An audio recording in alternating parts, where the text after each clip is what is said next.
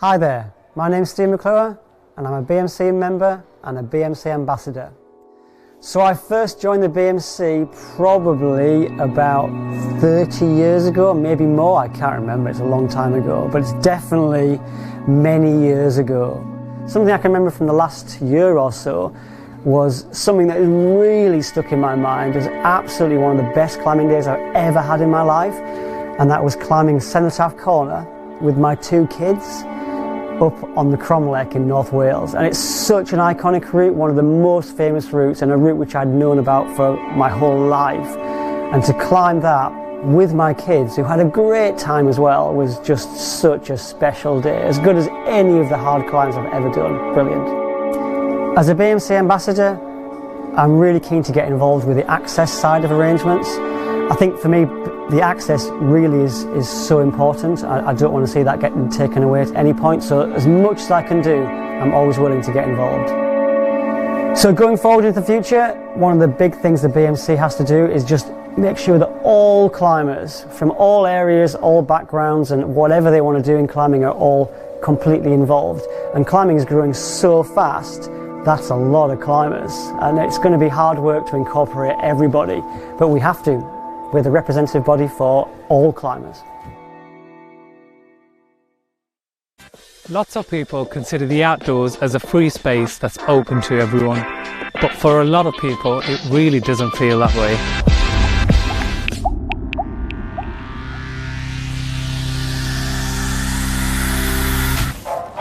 So we've brought you here today to find out one thing: is the outdoors an equal space? Take 3 steps forward if you have no sole care responsibilities. I found it really difficult to get my kids outdoors because I can't afford the equipment for them. Take 3 steps forward if you have access to a vehicle. I have to rely on the unreliable public transport. Take 3 steps forward if you've never had a disability or a long-standing health problem.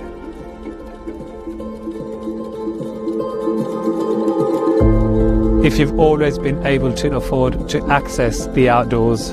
When I went on one of my first treks, I did not have the right equipment.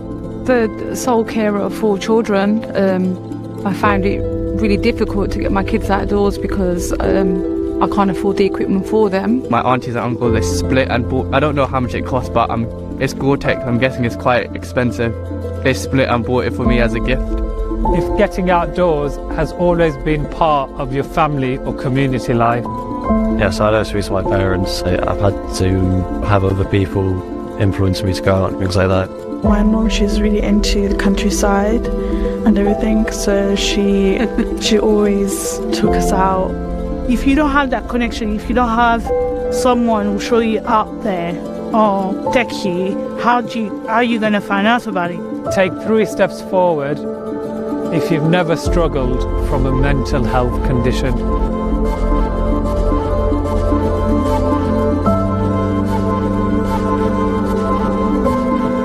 Take 3 steps forward if you always see people like you in the outdoors. Sometimes I'm the only black person in the outdoors, and when I go climbing, most people often ask the question, "You're a climber?" Like when I go outside, I don't see people like me. Take 3 steps forward if you find it easy to find kit in your size.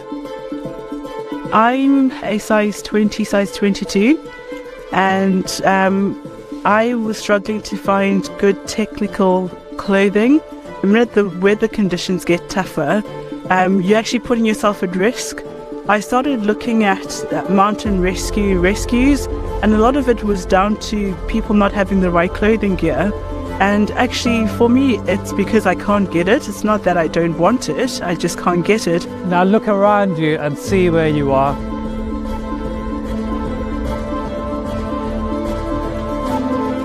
We've all got the same hill to climb, but we don't all have the same start line.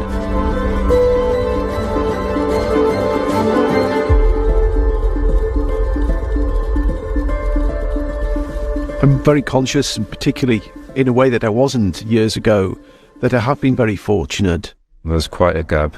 That's what I realised when we were there, and that gap could be due to not having a good relationship with parents and whatnot. They're usually the ones to incentivise their children to take part in stuff like this, and not having them around can impact multiple areas. I want to give myself a big pat on the back for the resilience that I've sort of displayed in my life. Actually do make the effort to be in green spaces despite whatever, despite the challenges I have to kind of make that happen. I make it happen, but I'm proud of the fact that my daughter was a couple of steps ahead of me. Today I genuinely feel bad. I think we're all happy to kind of operate in our own little world, aren't we? And we just kind of, I'm going to go out for a walk, and you don't really take the time to think about the fact that actually there are others that would possibly like to do this and they just can't. Yeah, absolutely, access is not available for everybody, not in the way it should be. There are a multitude of invisible barriers to the outdoors for many people, which disproportionately affects marginalised communities in society. An estimated 2.1 billion in health costs could be saved if everyone had good access to green space. The pleasure and the life-fulfilling experiences one can have, I'm just so sorry that it's not so easy for others to experience the things that I have, and it'd be great if more people had those opportunities. Please share this video to show your support and help us push for an outdoors that is truly accessible to all.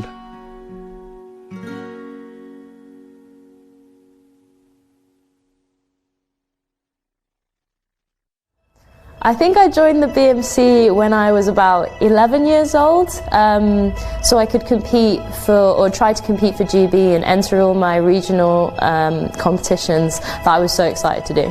I also think the BMC could improve EDI by making climbing more accessible for all sorts of people, for example, families with low income or people in the city who just don't have access to the outdoors or don't see it as a place for them. The BMC ensures that we can all have access to climbing crags across the country and that everyone using them is looking after them. They're clean and the rock is in good quality, so that's really important to me as an outdoor climber.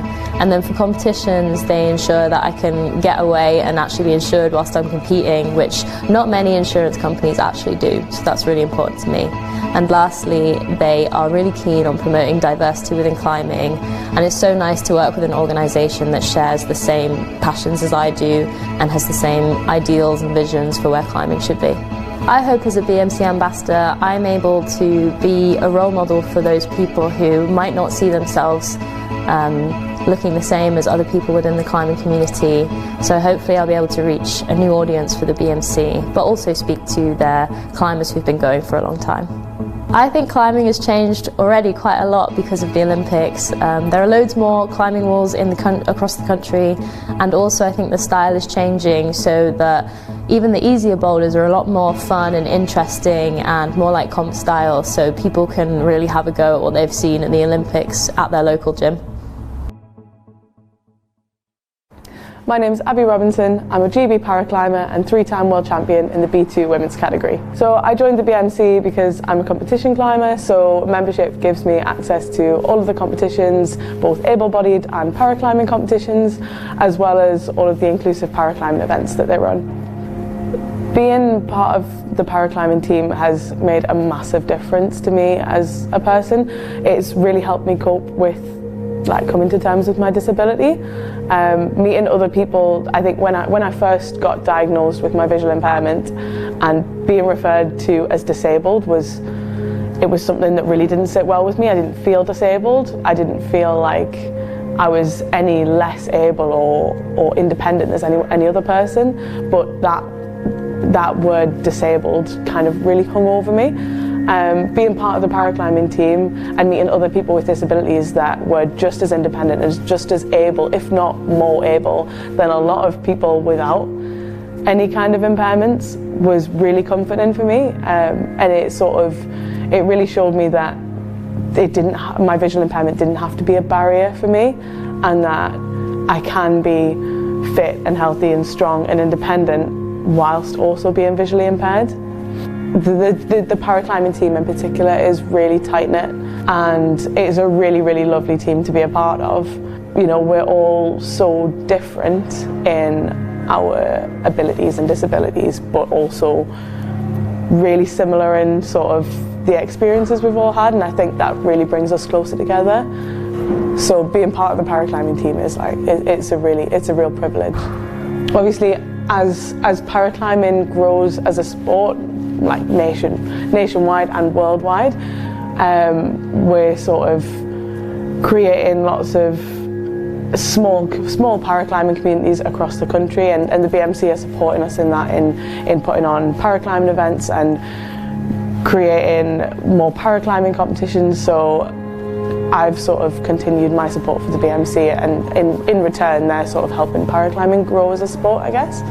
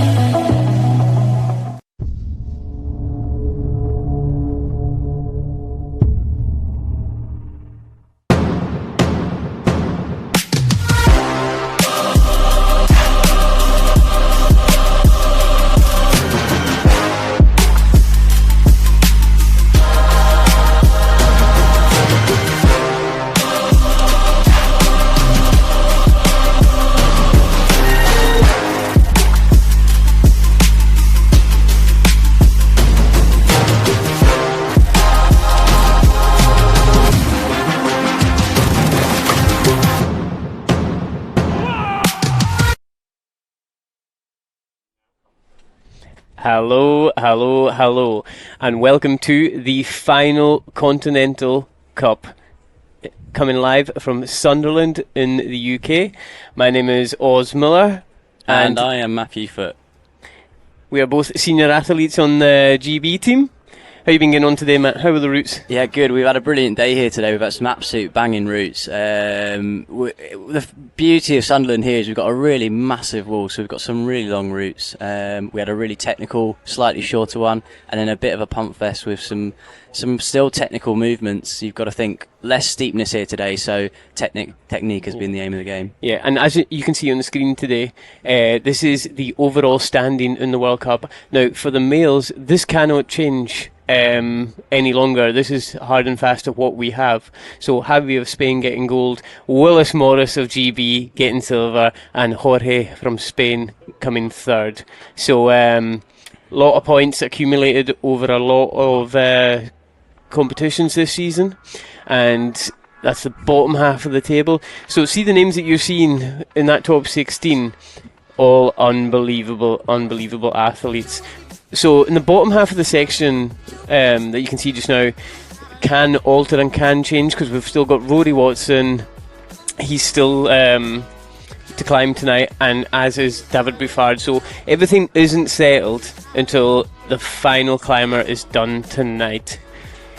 But certainly the top three in the men's on those cup standings are not going to change tonight. No. So those boys can just have a bit of fun really and really push themselves tonight. However, it is completely different in the females, because Marianne van der Steen is the overall gold medalist on 392 points, but second, third and fourth place and even fifth place are all up for grabs, because Emer McSwiggan is in finals tonight, Aneta Luzeka is in finals, and so is Olga Kosak and Hiroku. I mean, most of the girls on the women on that page there, you can see are in finals. They are. It's nearly the finalists. Yeah, that's crazy.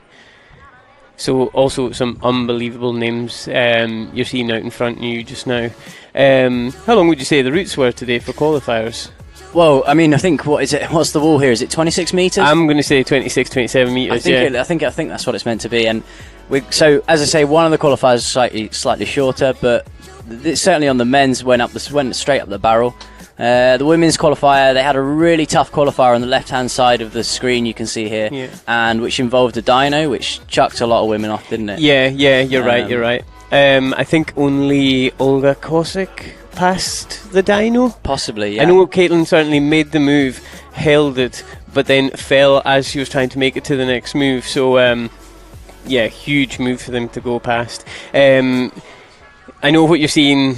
I know what you're seeing just now, and you're like, is that plywood on the walls? That's exactly what it is. And this has all been set up all week by our route setters, who have done an outstanding job.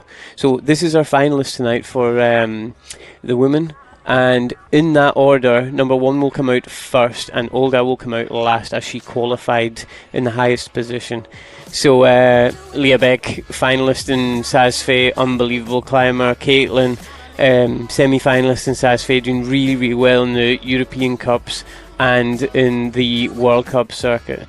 So and all of these women have absolutely outstanding seasons. Yeah, they have, haven't they? Consistency gets you on that page, and nothing else. Definitely. And if you look, we've got 2 Japanese, Czech, Poland, 2 from Liechtenstein, and 1 from the UK. Full field. Yeah, 1 from Czech. How crazy is it that we've got the best in the world at this in Sunderland? Tucked away in Sunderland, UK. Yeah, it's been really good. So this is the male finalists that we got here. David Buffard having an absolute fantastic day out today. They all topped both qualifiers. That's the really interesting thing about this. All these male athletes topping both qualifiers today. So these 1 to 8 coming out is that down to their topping times, Oz? Yeah, that's right. Yeah, so that all that has split these guys is how fast they've climbed these routes today. And can you imagine though, like stepping onto a route and knowing that in order to get to finals you have to top? Yeah, top both. Yeah, it's not like, if I go out there and go and have fun, it's like nah. You need to go to the and coming out into finals tonight, all these guys are known. None of these people scraped into finals, right? Every single one topped everything, quite convincingly as well. So this is for anyone tonight. This could go any way. And I just want to say, for all the athletes that turned up here today, and you guys at home, whenever we do the live stream, you always see the top 8 women, top 8 men, and I can assure you, see the other 40 people below that 8 are all incredible world-class climbers, and it's just on this day they were the best. Like consistency on a day will get you to finals. So we're just having a wee look-see at the routes just now. As you can see, we've got hanging plastic volumes, we've got metal, and if you look at the routes, like the Red Bull, what do you call that thing that they did on the dam? Oh yeah, the dual ascent. The dual ascent. The route setters, Willis and Scotty Boy, have said it as in you will come across a stage that will all be from like Furnace Industries or Reply Volume or ICT, or a Korean section, which is really, really cool. So it gives you a taste of every kind of hold from around the world.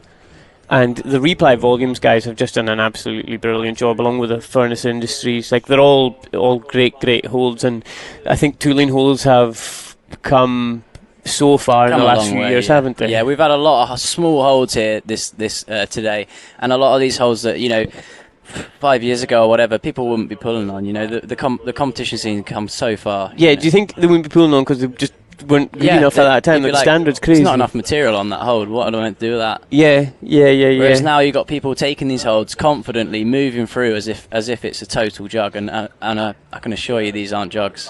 No.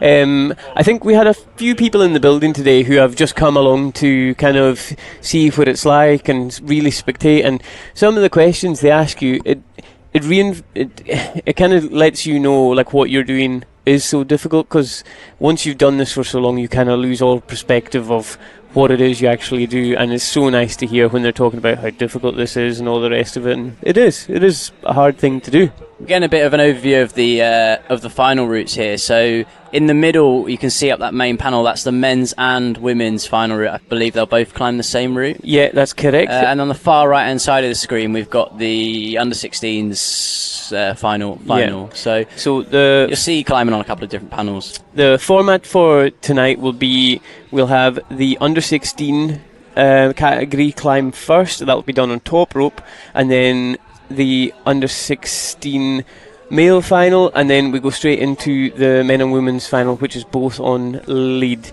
The women are going to have 7 minutes 30 to top, and the men are going to climb. The men are going to have 6 minutes 30 to top. And as you can see, what's this up at the top here? The massive volume.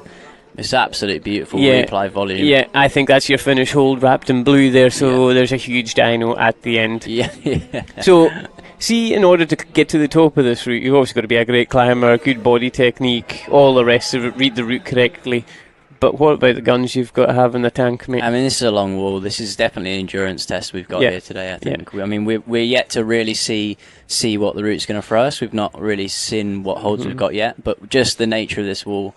What you can't also see from some of these angles is the main wall here is barrel shaped, so it starts off really quite steep, and it kind of lays back a little bit in the top section, but then obviously you've got this dyno for the end, money shot at the end. And I felt like today, because of the angle of the bottom of the wall, it's like instantly from the first hold you're like, I'm not really on my feet here, this is a lot on my arms.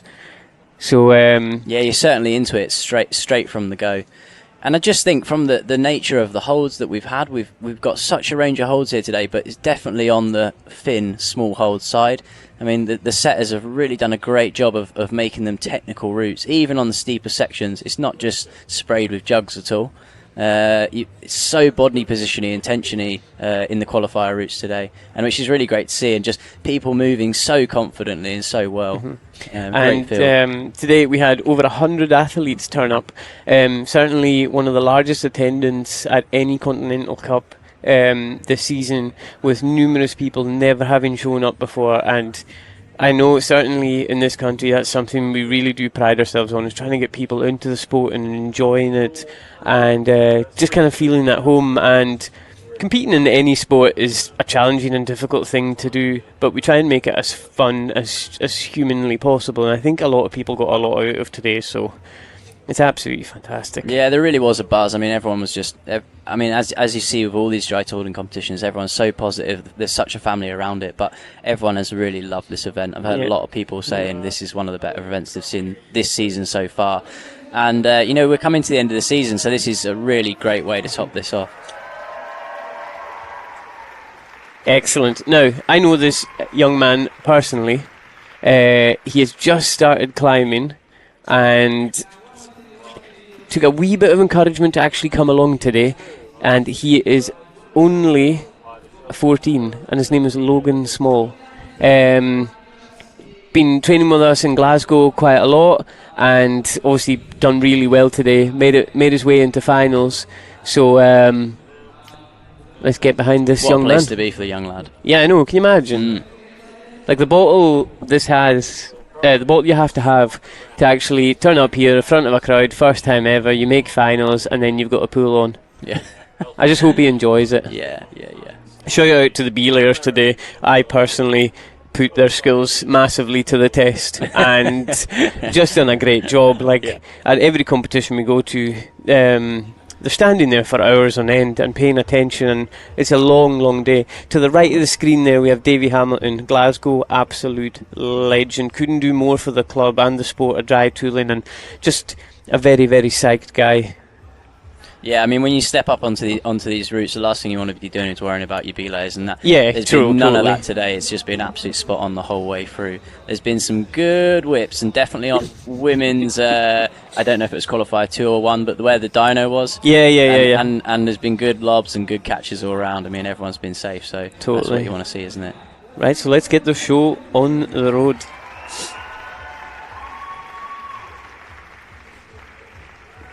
So big jugs to start off with, matching in both holds, and we're going straight into a metal hold here. Good. These climbers you're watching just now are the future of the sport, and I think it's not going to be very long before you start seeing a lot of these athletes in the youth categories in senior finals, because they're just copying off all the older seniors' kind of notes, and the sport is just progressing at an alarming rate. It's so good. Yeah, I mean, what they're doing is you know, not far off. You know, even these first 2 holds is not dissimilar to the start of men's quali 1 today. Yeah, so, that's right. You know, you sort of think, oh, it's under 16s final, but these boys are pulling just as hard as the rest of us. Yeah, exactly. At this point, Stein on the right hand side, and we're just going to go into this hanging loop. So we're probably going to want to move up the handle here and go into the ball that's on the left hand side of the volume. Easier said than done, and you can almost start to get an idea of how steep this bottom section of the route is. Come on. Yes, got it. So if the athletes put their feet outside of that red line, they are allowed to kick the red line, but if their feet goes outside of the red line, unfortunately they are out of bounds. That's the only kind of thing that the athletes need to watch out. The route setters and the judges have all done a great job today. There's been no technical issues, and everyone's got on really happy, which is a sign of a good comp. Onto a wee metal bar here. How greasy is that bar, by the way? Bar, yeah, take your eye off it. You got to keep it straight, otherwise you slip sliding all the way along it. For a young man, he's gone off that short handle, which is absolutely the right thing to do. He's moving well. He is. Well. So this next hold that he's going on to is a TP hold. Just a wee metal plate in resin, and there's different plates on every type of hold, so you don't really know what you're getting. He's climbing at a great pace as well. Yeah, he's definitely moving well. He looks confident as well, you know, he's not showing any nerves whatsoever. No. He's just taking it in his stride. Yeah, good. Yeah, that's good. That's smart. Come on, Logan, come on. Yeah, really good.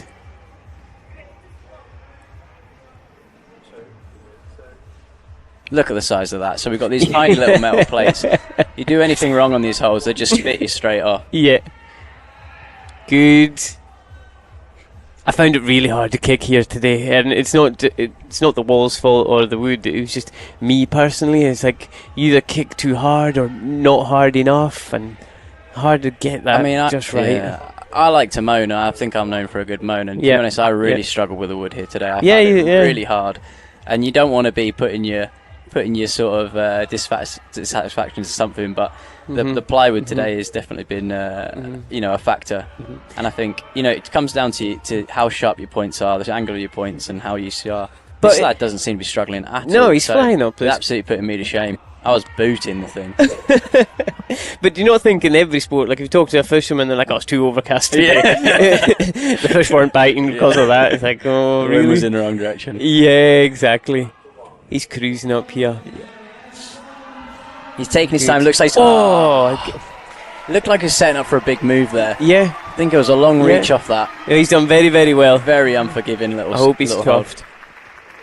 But that's the thing, we talked about that. We fell off on exactly the same move today. We did, and we both agreed that we were like in full control. The world is a beautiful place. Yeah. The next thing you know, it's But done. I think we both said, our mindset had changed. We thought we'd done the move. We're like, I've moved through the crux here. Ping! See ya. Yeah. Excellent. What a job he's done. So that's one of our route setters just untying the knot there. Scott from Glasgow, another GB athlete there, Sam Pigden, narrowly missing out on finals today. He climbed so well. Sam had absolutely amazing. Yeah, he did, didn't he? And in any other competition, I think he would have made finals. But with these double tops today, it's been brutal. And there's El Capitan, the main man, Willis, on the mic down the bottom corner.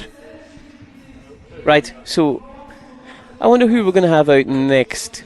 Tabitha. Right, okay, another member of Scottish Drytooling Club and GB athlete, recently in Finland, and this will be her third competition because Champagny was her first at the World Youth Championships.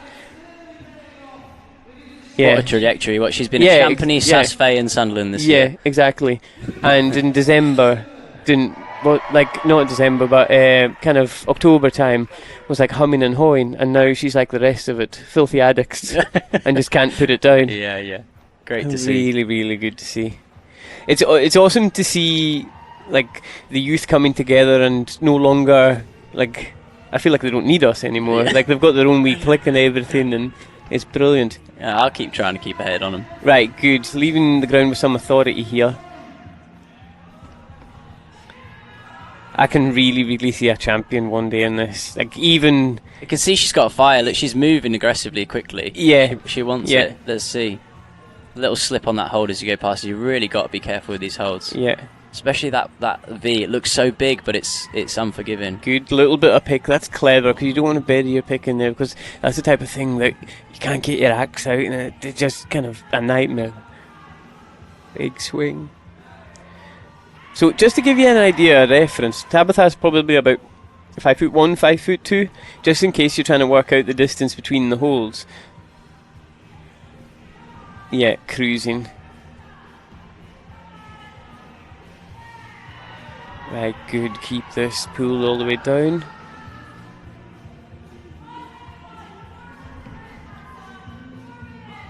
So all the climbers that made it into finals have selected a song that they want to hear. Oh, aye. Yeah, and this is Walking on Sunshine. What? So they're playing their song during their... Yeah. It's pretty cool. Hopefully we'll get some bangers then. Yeah. Quite cool to see like all the parents getting involved today. Like Tabitha's mum's here, and it must be an incredible thing to watch your. Yeah, I mean surreal, right? Yeah. Your kid comes home and says, "I want to get into competition dry tooling." Like, yeah, okay, what's that all about? Yeah. Suddenly you're here. Yeah, exactly. Kid can play. Right, good. Into what we call the Pac-Man. Those little Pac-Mans are good. They are quite good, aren't they? At that angle, yeah. That's sort of one of your first ones that she's probably quite comfy on. You know, she knows that. So that's what we would call in the game a rest. And she's coming into these intellects now, and she's going to know that she's going to have to focus a bit more here. The thing about the younger generation, I don't know what it is, but they just don't seem to get pumped. Like they just seem to just keep going and going and going. Yeah, she's making light work of this. It's quite a reachy move here. Go off the long handle up into it. Just moving well on her axes, isn't she? Yeah, exactly. Now this is where she needs to be careful. This slippery little, what would you call it? Like a little half moon or something. Yeah, it's almost like the rail from. Yeah, you put too much outward pressure on that, and you pick. Yeah, as you just said, mate. So true. Yeah, she's chuffed though. She's chuffed. What a brilliant climb, yeah.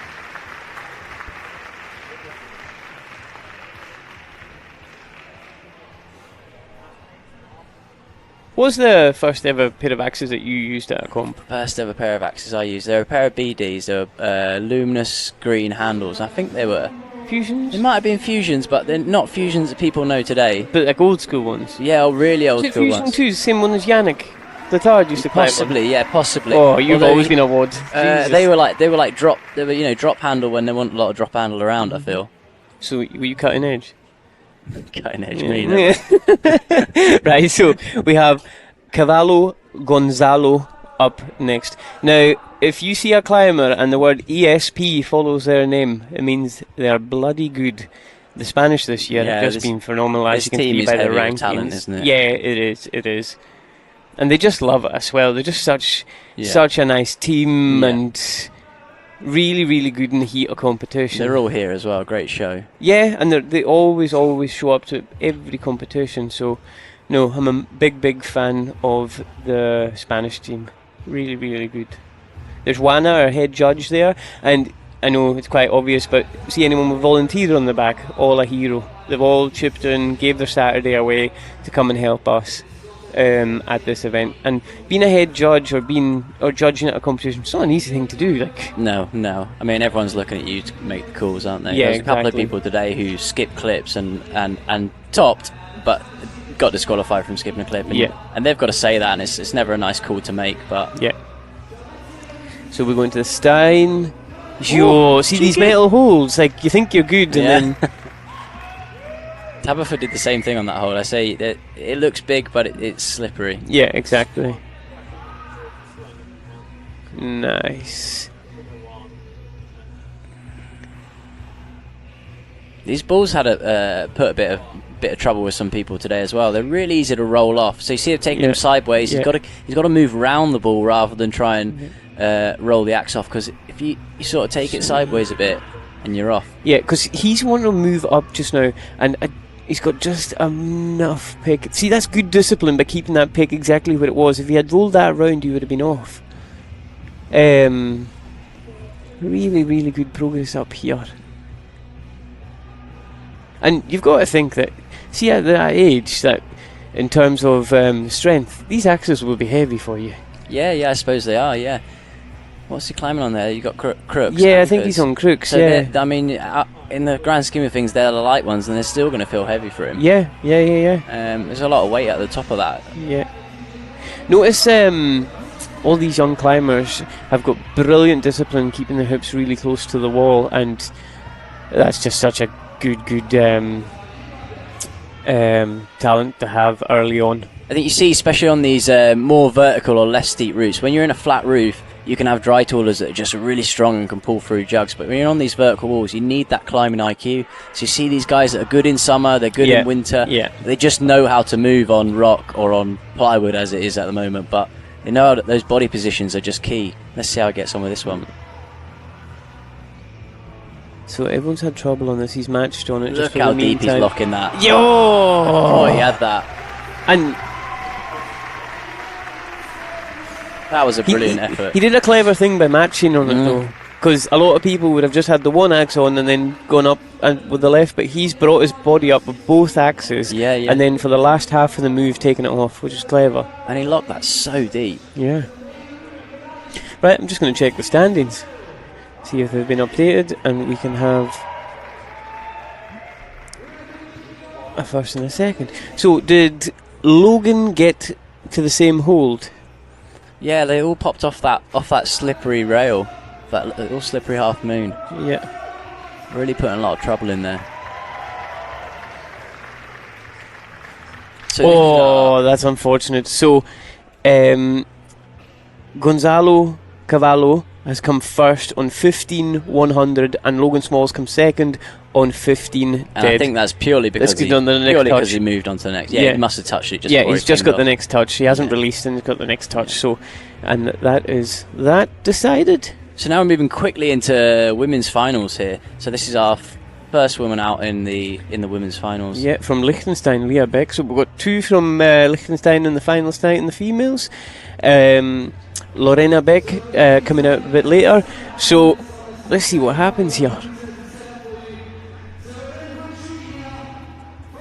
So notice that she's starting long handle left, short handle right. That's obviously a part of her game plan to get going as soon as she can, limiting the amount of switches she has to make early into a doors. smart stone section.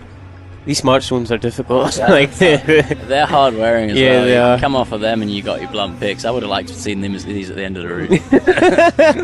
Yeah, it's like, here's a bunch of stone to blunten your pick and deform them, and then giving you a bunch of metal. Get you into the small holds afterwards. Is this an undercut right out the gate? Yeah.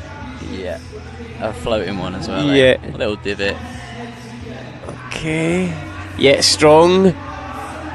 Look at that power. Yeah, good luck. Nicely done. Nice one. So a lot of these smart stones have different points where you can take them, and not all of them are exactly the same. Some of them have got a flat edge, and some of them have the small pocket for you to locate. They're their newer holds, aren't they? Right? What, like a year, 2 years old? Yeah. We've recently we just got them for this comp, so it's awesome. So now we go into the plastic volume on the left hand side. Oh no! Oh, what is that? That is a crook hook or some sort of metal hook there that she's on. Then presumably she's going to come into this barrel. Oh yeah, there you go.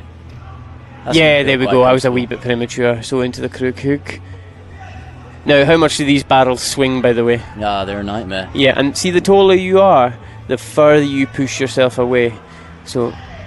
But you think you get into those sinkers and you're like happy days, but it's just pushing you so far. Yeah. The fact that it comes out the wall, so you might as well be in a flat roof at this point. Yeah. Big move up.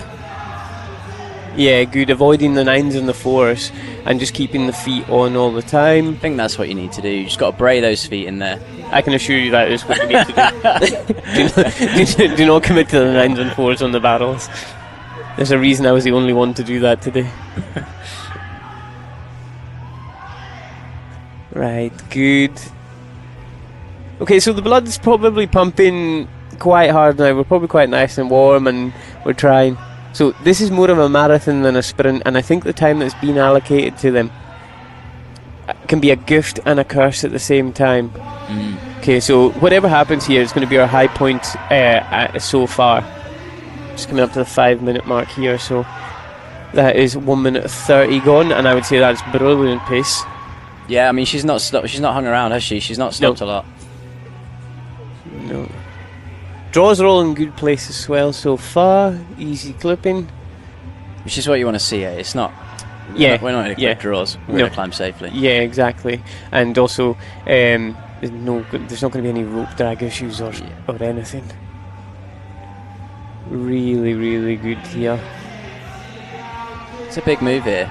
She's made that into easy. The 3 balls. Yeah. Look how accurate that has to be. Into the chain.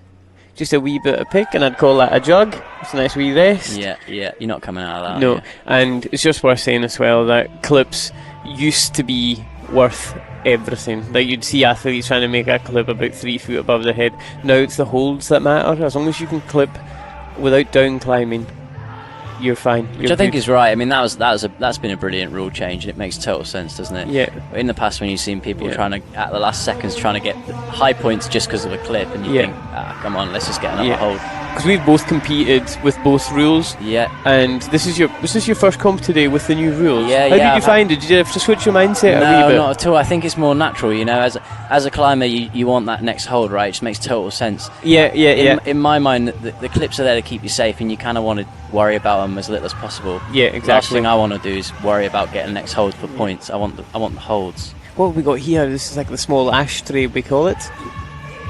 Found it there. This is all about the Sunderland pub. Yeah. This is all about keeping it in the right place. Come on, Leah. There used to be Continental Cups in Liechtenstein as well. There hasn't been for the last wee while, but it'd be awesome to see the return of the structure. So we'll go from reply up into reply. So we've got a reply. Oh, she's just dropped it there. That was just a foot pop. Foot slip, isn't it? It's that ply strikes again. Yeah. Right, so that's probably round half height, we'll call it. That's a nice high point. Yeah. Just over that. Just coming up the steep stuff. So we're just coming up to the reply volume. The next hole that she was going to has another volume steel plate that is super accurate. And we've seen Manuel van der Steen take the wrong hold last weekend and taking the screw hold on it and not the actual plate. And it just shows you that the rest of the world can be undone by taking the wrong part of the hold, which is so unfortunate.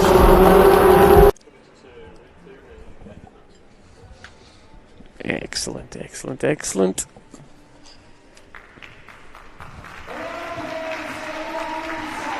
Those replay volumes are Gucci as well, right? Yeah, they're so well done, aren't they? They look good, they climb well, and they're like those little plates underneath. When you see them, you think, oh god, that's horrible. Yeah. Actually, they're absolutely brilliant. Yeah, they are.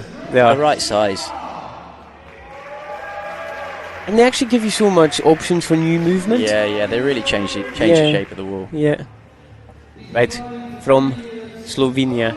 Now, this is one of my favourite climbers.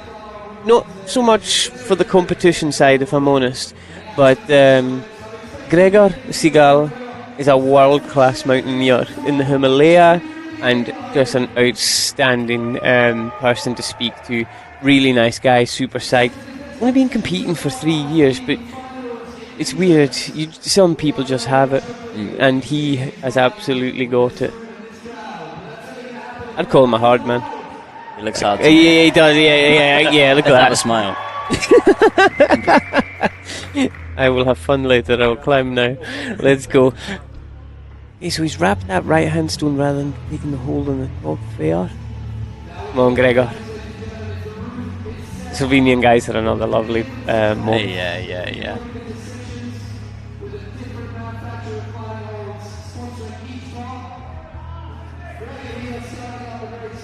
This is brilliant, right? Look. Yeah. Trying to get it under that hold. So the important part of this move isn't the right axe, on it's the left axe. Don't release that until you're absolutely sorted. Yeah, get off there. Yeah. Get off there. Good man. Good man. Right, let me have a look and see what axes he's climbing on. He's definitely got crook, picks and cheeks in, but I don't think they are. They're not A-speeds. Are they A-speeds? Possibly. Yeah, they are, aren't they? Older A-speeds. Yeah. There's no one here to argue with us, so they're A-speeds for the time being. Call it that. Yeah. Into this hook. Do you ever get to a hold on a route and think, just don't really want to leave here? Yeah, this most is alright, yeah. Most of the time I just head for a hold and then you get there and you're like, oh god, yeah. That was good. Yeah. And then you realise you're only a quarter of the way up. Okay, into the plastic. Really, really good. Plastic again. Moving absolutely brilliantly again. Through this steep section. I mean, it's basically horizontal there. Yeah. Yeah. Yes, yeah, my man, that's the beta. Well, this is the thing. It's good sometimes, but then you get this barrel swing and you're lost. Yeah. I don't know. So he's obviously watched me climb it today and going, I'm going to copy that beta. Most people I hear do get their tactics from you. Oh my goodness. Right, here we go. This is a big shoulder pressy move. You're just going to watch his shoulders rotate over and get under the next hold. He made that look incredibly easy. Yeah. And in a final, you've got to adopt this attitude of let Jesus take the wheel and just go. I'm like a banshee. Yeah, climb. Like if you fall on the first hold or the 20th hold, it's basically the same result. Got to remember as well, give it all. these guys have been in isolation. They don't know what's going on. I mean, he knows he's first out, so you know he's blank canvas. But all the other athletes are sitting in isolation, not really knowing what's going on. And recently, we have seen a lot of people come out first and actually win. Right. It's kind of a change. It's like people are making a new fashion statement of doing that. They almost want to qualify in eighth position. Yeah. Right. Yeah, I don't think I'd do well waiting all that time in isolation. No, mate, you'd be cutting about trying to do dishes or something. And you'd be like, I'd probably be feeding the baby. Yeah, this is the first time I've had a few hours to myself. I don't know what to do with myself. Right, so we're going to this steel plate. It's got teardrops on it, I want to call them, and they are good, but he's found that straight away. Right, good. So coming up to the last kind of third of the wall. So done a lot of climbing. The arms are really, really going to start burning up here. Nothing seems to have really phased him too much. He's not, has it? He's just flown up here. Yes, I love to see it. Come on. Come on. Come on, Gregor. Maybe he's starting to relax a little bit now. Yeah, exactly. He's like, you know what, I'm actually doing all right here. Yeah. I think there is a point every climber has in a route, they're like, oh, well, it's just gravy now. This is class. Yeah. See, he's struggling to find this little hole in the top of his route. And it is there. Yeah. It is there, he's found it. This is the last competition for a lot of these athletes as well, who have had a very, very busy winter competing. Look at yes. Oh. Yeah, he stuck that fine. Yeah. Didn't even go for the draw, I respect it. Didn't even look at it. He probably didn't even know it was there, he just committed. The points are in the holds, let's take the holds. Good man. Right, we've got 2 minutes 20 left. Nice bomb-proof Stein there. Okay, he's got 2:19 cruise. He's got lots of time here. He doesn't look like he's that boxed either, does he? No. This furnace these furnace holds. These are all new holds this season. I've seen them in the warm-up area. They're disgusting. Skip it. Skip. Thinking about it. Come on. New ground to any Come on. Please get off that. And yes. Yeah, come on, Gregor. Come on. Hard press. None of these athletes have climbed on these holds before, so that's a really interesting thing. You know, most of the time these guys are comfortable on all of these holds. They see them from the ground, they know exactly what they're getting. Whereas these holds, I've seen a couple of them in the warm-up area. Have not been. Come on, Gregor. Come on. This is absolutely fantastic. Good. Now just it's the best maybe skip straight to that barrel. This is the best I've ever seen Gregor climb. Do you think? Yeah, just go up straight? I don't think he needs that one on the left. Thinking about it. I don't know. Yeah, look. You think? I don't think he's even seen it. He's probably thinking that's for my foot for later. Look at that. Oh, what a brilliant good finish. Okay, now we have the dyno coming up. Oh yeah, forgot about that. Yes. I'm looking at the chains and they're all out in the space. Oh, he's done it! No bother. Didn't even wait, not even hanging around. Has he clipped the mandatory? Is that a mandatory clip? No, it's not. No, he's all good on the clip. Come on. We've got a top. Oh, don't bin it now. Come on, yes, he's done it, he's topped. First climber out. Yes. The route. This could be an interesting Couldn't happen to a nicer guy. Georgie Seagal. That man's just come all the way to Sunderland and gone away with a clean sheet. Yeah, I know. Not even fallen off anything today. No. I think the day he was born, someone upstairs said, by the way, in 2024, you are going to potentially win the European Continental Cup of Sunderland. Yeah. How on earth does this world work?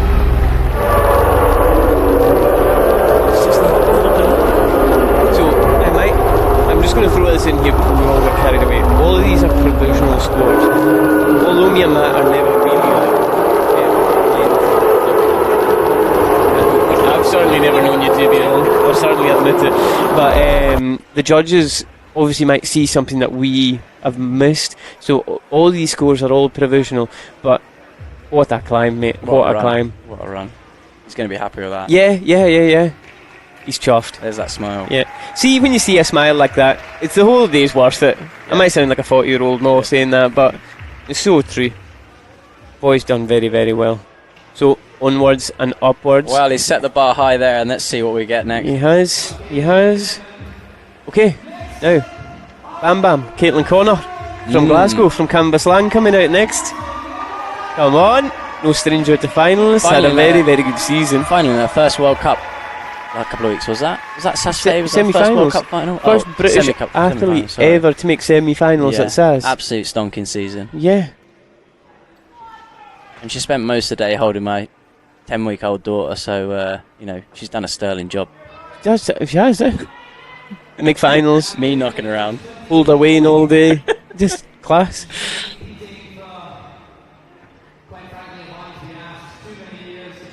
Yeah, Caitlin is total veteran of the sport and has been around for a very, very long time. I'm just watching all the Slovenian boys give Gregor a massive hug and fist bump and Gregor's everything. buzzing. Yeah, he is totally buzzing.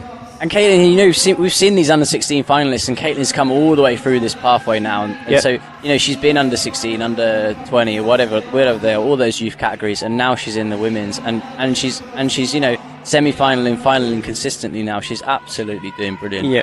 and also for the sport. Caitlin, along with Willis, with Virgil, with Milan, with Tyler Kimby, all sponsored athletes by like Rab, Camp, Yachtner. Just great for the sport to be getting that acclaim. Like, brands totally want to get involved now, and it's awesome to see. Yeah, and you only have to see that today with, I think, over 100 athletes signed up for the qualification stage today. So, we've got 8 from each gender in the finals, but there's been a lot of people here today trying for this. Yeah. Right, good. Climbing to M&M. These smart stone holds are yeah, I mean, Caitlin knows them all, right? Caitlin's got all these at home. Find the good bit there. So these are all brand new stones that Smart Stone have only started making recently. Yeah. So Caitlin, this is her textbook move of the big lock off and just get in and underneath it. Come on, Caitlin. Strong. Good. Come on. Brilliant. Yeah, she's found it, and Mum and Dad are in attendance, so I know that's definitely going to spur her on. Right, good. And see, one thing I will say, just in case you think that some athletes are struggling with a certain move, it's not because it's not easy.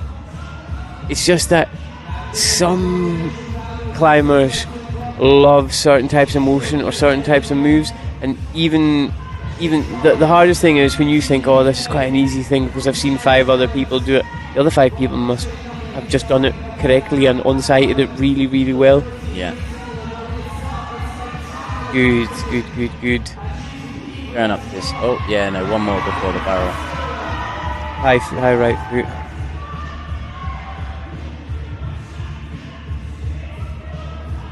Come on.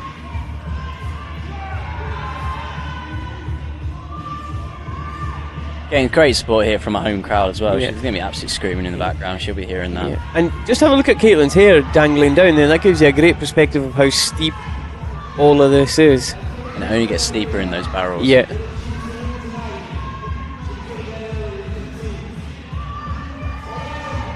Going away to Canada on Tuesday for the last round of the World Cup. Come on, feet back on. Come on.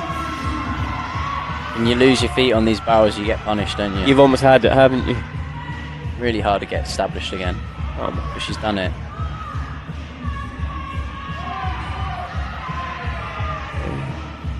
Four. Beautiful. Into the second barrel. Let's go. Nice. Smart. Oh, it's hard not to get tangled up here. Just think, figure it out. Come on, feet back on. Yeah. Oh.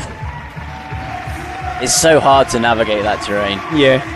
I mean, see, for me personally, if I get into a situation like that, it just feels like the world's closing in on you. Well, and she's already got her feet back on once there as well. Yeah. Brilliant job. Might be in second place. And see if you come out like 7th or 8th. You can only do better. No, see if you come out last. You've got everything to lose.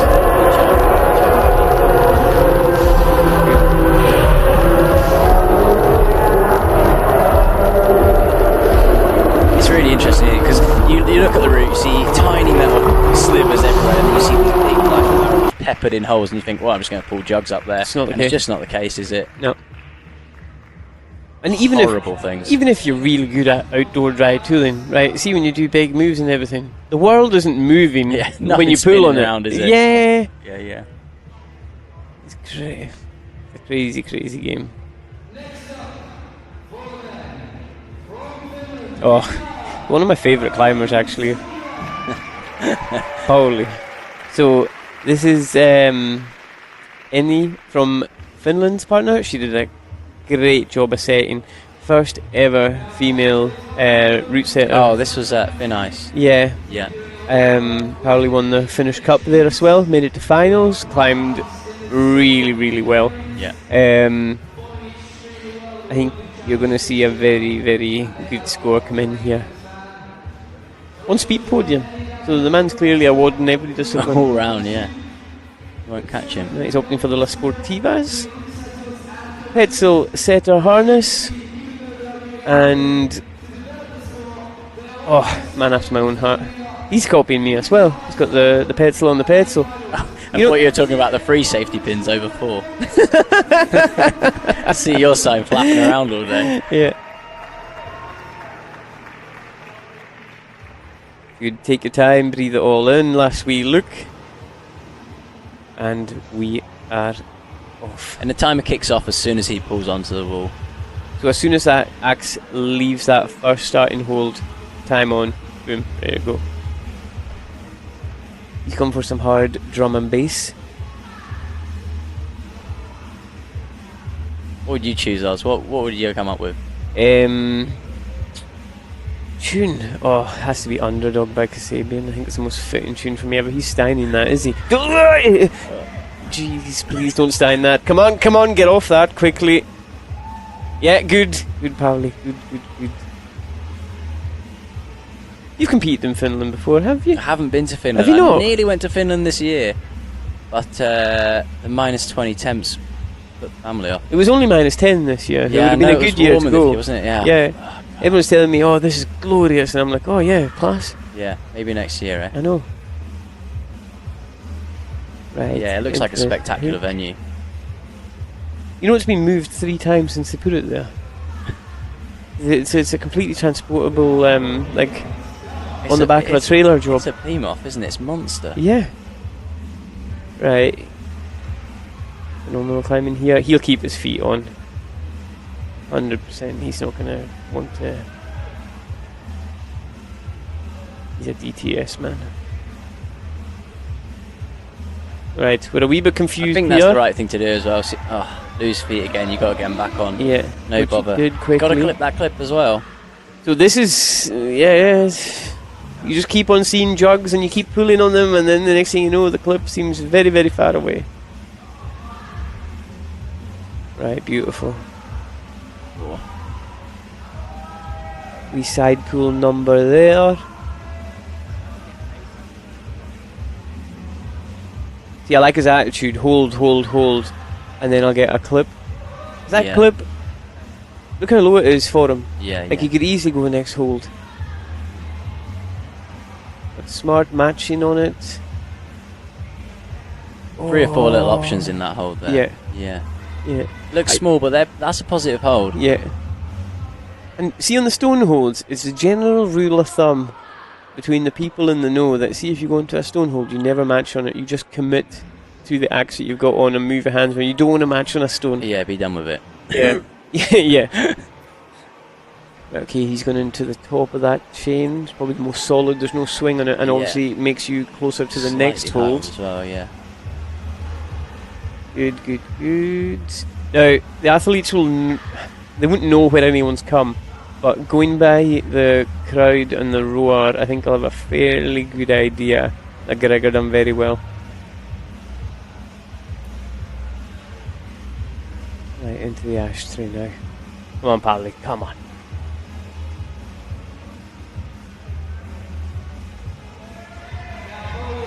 Come on, Pauli. I think his time is going to be against him. I don't think he's struggling on time. I think they're pretty generous on time in this men's final. Yeah. I mean, I wouldn't have said that when I looked at the times earlier, but the way these guys are moving. But this is the difficulty when everyone's topped anything, and you think the guy who comes out first qualified last, but it doesn't mean anything. Doesn't matter. All topped. No, it literally doesn't matter. Yeah. It just means this guy took a bit more of a breather on the way to the top. There's probably about 6 people who never made finals today because they didn't make one move. Yeah. or you know, in a second of time. Exactly. The margins are just ridiculous. And often when that happens, you think, oh, okay, maybe the setters have set it too easy, but they haven't. Yeah, Today was hard. It was techie and hard. I think we've had a brilliant turnout. Yeah. And the level of these Continental Cups is just going up and up and up. And isn't the it? last thing I want to do is take anything away from Gregor. He could have climbed that immaculately, which he did. Yeah. No mistakes, nice and clean, obviously fit as anything. Now this might throw some people off, this jump. Yeah. Obviously Gregor just slammed it straight away. Yeah. Okay. Right, so every second that goes past, he's still got a lot to do. Right, we're going to short handle, long handle. It's onto a good hold. Oh, he baited me there. Yeah. I was waiting for a huge jump. And I mean, he's got to be one of the taller athletes in the finals field. Yeah, he's same height as me, 6'3". Yeah, you're right. Yeah.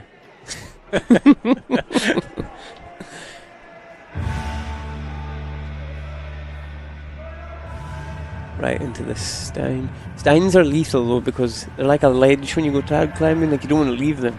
Like, you're like, I'll just shake out here, and then you get comfy. And especially before going into this furnace industry section, and he's pumped out his nut. He's gonna get his right foot on that hold. Yeah, God, keep it in there. Scratch your paint. Yeah, come on. Yeah, you see, he doesn't know these holds. No, he's got a minute, coming up to the minute left as well. Yeah, I said he had plenty of time, but I think I've been wrong. This is the problem with this long wall, it's deceiving, you know? Yeah. We'll see if he skips his second to last hold. I think every single climber that's come out here tonight has thought to himself, I'm capable of topping whatever they put out there. Well, that's I think they have to have that attitude. I think you have to, don't you? Yeah. Otherwise, you're not going to top. No. You need that drive. You need that confidence and that drive. In your own ability, yeah. Got that. Oh! Right, 30 seconds left. He's going to have to get going if he's going to go to the top. This is what the set is. Come on, Parley, come on. Good, good, good. No barn door. Now rest into it. You can feel the tension every time he loads those holds. He's really not sure about it. You know what I love as well? It's giving the climbers a good opportunity to show themselves off in a final. Yeah. And they've just got to be clever and quick. And that's time. Oh, and he's just dropped it at the top. Well, he couldn't have done any more. Time down, John. Yes, Paolo. You'll be happy with that anyway. Brilliant guy. The finisher. And you can see as he gets lowered off, you see how far he's climbed. Yeah, exactly. You know, that's not the third draw. And also, look how far away he's coming off the wall. He started over at that ply, you can see, and he's coming off there. Yeah, and he's not even at the top of the route. No, that's about 9 metres between it. He's not even at the top, like you said. Brilliant. Okay, we've got a final on our hands. Back over to the women who got next. Do you remember last weekend when I did the commentary? Kamiko. And Kamiko took the axe in her mouth and made the move. Like, placed the axe on the hold and then just went left hand and caught it. Yeah. And it was one of that commentary is going to be on reels for years to come. I hope so. It was one of the most magical things I've ever seen in my life. I think I was stood on the sofa at the time. I thought she was either going to commit to it with her mouth and just be like, well, what's a new job between friends? Yeah. I'll just commit. Like, I'm here now. I might as well do a bit of dentistry and I'll be fine. I'll get the points. See if we see any of that today. Good. Have you got a wee ritual while you're tying in or anything? Oh mate, I'm just trying to deep breathe. I know. While I'm tying in, I think the nice thing about being able to tie in, you often see on the sport climbing, they're already tied in before they come out of isolation. They run out and they're straight on the wall. I think that what I like about this is you get that time. Tie in. When I come out, maybe I shouldn't, but I'm like, I'm not tying in quick. No. I'm tying in, I'm taking my time. No. I'm checking my knot. I'm redoing my boots. Yeah. This is a safety issue. I will not be rushed. But it gives you that time just to take a breath. Yeah. And recenter, you know. Yeah. Climbing in front of a crowd is wild as well. Yeah. Like, it's just all white noise. Yeah, but she's used to it. Yeah. Right, let's see what happens here. Imagine coming all the way from Japan. All the way from Japan to Sunderland. Yeah. Imagine in customs. What are you doing? Oh, business. Where are you going? Sunderland. Oh, dry tooling. All right. Yeah, let it through. Yeah. What are you coming for? Taking care of business. Business. Right, brilliant.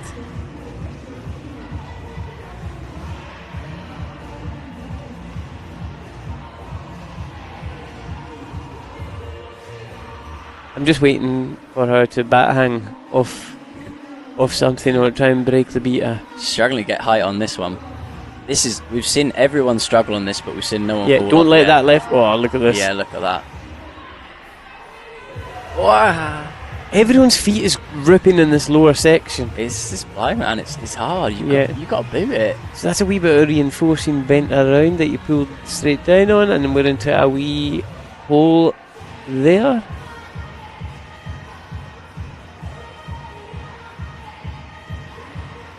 I always think it's a real treat to watch these Koreans, Japanese climb. They all just climb so fluidly, don't they? Yeah. So you know when you watch a marathon runner, yeah, and they're just like travelling at the speed of 1,000 gazelles, yeah, and they just look like they're pushing a barrow around Sainsbury's or something, just like total cool and composure. Like they never look stressed. And you've been over there recently, haven't you? You've seen the culture over there and the gyms that they've got, and you know I remember listening to a big shoulder stability. Come on. Come on. Okay. Beautiful. Take a breath. Good. Doesn't look flustered. No, not at all. Please get your feet back on. Okay. Into a hole maybe. Yeah, smart. Ice barrel move. Not seen anyone do that yet. Oh, foot slipped out. Come on, Kimiko. Oh, come on. Yes! Come on. Got it. Nice. Bit wrapped up now. Yeah. I was going to say all 6s and 7s, but it's more like 4s and 9s. 6 and 3 2s. Yeah. Yeah, brilliant. Let's see if she can get off this barrel and we can resume service, sensible service. Mm-hmm. Just be careful with Watch that her left foot, yeah. Just be careful with that foot, because that's a heartbreaker out of bounds there. Yeah. Oh, and you can't obviously see what your foot's doing. You're just assuming. Yeah. And you can't feel the difference when it's just touching it. Right. Okay. So we're coming up to Caitlin's. I think if she got her hands feet back. Oh, she's made it. That was massive. Yeah. That was a massive move. Oh, maybe relax a bit again. Yeah, she'll be glad that that's done. Yeah, I was saying, I remember listening to a chat by Ema once online, and she was talking about her time in Korea and just the culture of the dry tooling. You know, we're in a place over here where it's, you know, it's still a quiet thing and it's developing, but you know, they've got so many gyms over there and so many places to train and climb. It sounds like heaven. Yeah, when we went there and they were like, what dry tooling gym are you going to? I was like, what do you mean one? The one? We're dealing with plurals? There's options? Yeah, that's insane. Then we went to the gym and watched the boy who owns the gym for, I think it was 23 minutes just lapping this roof. And I'm just impressed. Yeah. How long do you do this for? Lightweight. Yeah. See, that hole's marked for the good bit. Yeah. It's a little ICT hold, and obviously it's only got one hole. Yeah. That's tiny, isn't it? Yeah, it's minuscule. You want razor sharp picks for this. Let's see how she slip and slides on this ashtray, because... So are we climbing into first place here? Well, I think this is a high point, isn't it? Yeah, it is, isn't it? I think we're even on the high point. Yeah, because Leah Beck slipped out of this ashtray. Yeah. As I'm going to call it for the rest of its life. Yeah, good. You see the wee screw holes? Yeah. You can take. You can. I mean, you can take the big hole in the middle. Yeah. I mean, if you want to be one of the cool kids. Yeah, look at that view. So we're class. Slipping into first place now. Let's see where she can. Let's see where she can push this. Okay, I hope you found the good hold on the right into the teardrop. And just yard that down. Right, so we've got a new... These are new and I love these. Do you like them? Yeah, I like them. Often when a new hold comes out, you're like, that's horrible, I don't like it, take it away. I don't like change. No, I don't like change. And also handy that if, for whatever reason, someone's nicked your cheese grater, you can just whip that out the cupboard, because that is exactly what it's like. You know that setting on the sides of the cheese grater? Yeah. For the big chunks. No, I appreciate the little shapes and not just a single drilled hole. I think it shows a bit of creativity. Okay. Not sure it makes much difference, but it looks good. From an engineering point of view, from aesthetic. There's effort gone in there. Good. Wish I'd just made it a bit bigger. Right, into this. This is like a small dish that's that's a horrible inside thing, it. Yeah. Yeah, he's good. Lures you in with his siren call of looking really big, and then you take it and you're like, throwing beans up it, doesn't she? Yeah. Moving really well. Right, we've got the dyno coming up. Yeah. Well, I think you're going to have to dyno. Gamba. We're not getting any static from her, are we? Surely. Gamba. So, I don't know. I don't know what I'm doing here. Don't clip. Don't clip. Don't clip. Long handle. Let's just boost. Come on. Yes. Yes. Big energy. And away. Ah, yes. Yes. Yes. Beautifully done. Easily but it done. feels like everyone's going up for the dyno and then staticking it. Like, oh, it's actually not too far away. It's not too far away, is it? Right. Okay. I suppose that is the thing about this ball. You've not got a whole lot of width on this ball. What's going on there? She thought she timed out. What's happened there? Devastated. Why has she been? She's been pulled.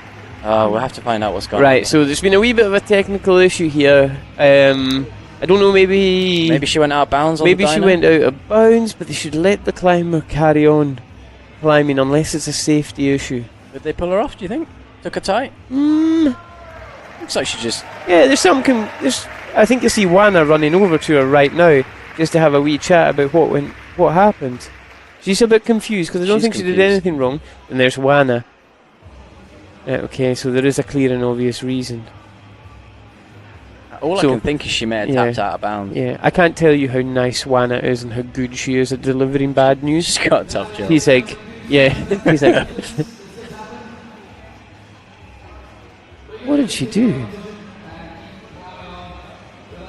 She was climbing so well and going strong. Yeah, I was excited to see her on the top wall there. That's a real shame. Yeah, right, okay. As soon as we know what went down, we'll get in touch.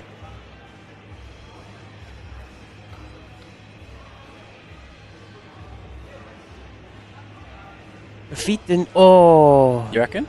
As she used the left axe, the head of it, to stabilise her as she was doing the swing. So you're not allowed to use the head of your axe on the wall at any point. What do you mean? You can't use the head of your axe to push off or stabilise yourself on the wall. Why can't you do that? It's not allowed. That's news to me. Read the rules. I must have been drinking coffee at that point. It's a frightening one, yeah. You can't press off a volume with it or do anything. I'm not sure I agree with that. Take that up. I'll take that up with them later. Yeah? Get that on the list. I'll stick my money down to disagree with that. Right, here's Jan. Jan, the man.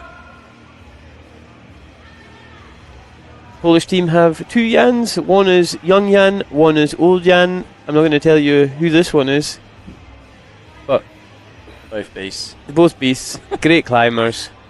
Jan has got the most modified axe and pixes that you will ever see any competitor. Yeah, this is a triple handle, like the Jet 2s. Yeah, like the Jet B's triple handle.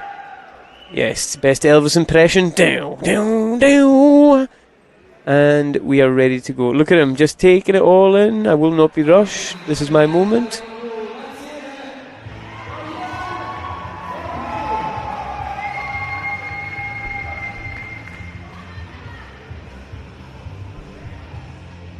Right, and we set off on the stones, so let's see. Stones aren't throwing up too much trouble apart from that floating undercut move seems to be shaking people a little bit, but everyone's moving through it nicely. Yeah, wicked.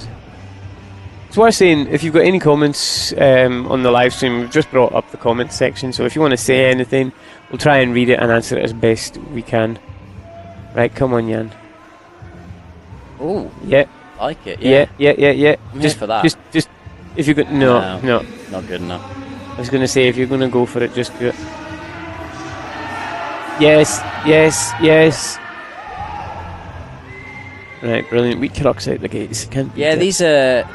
These axes that have me wondering. Yeah, they're homemade, right? Must be. Yeah, they are.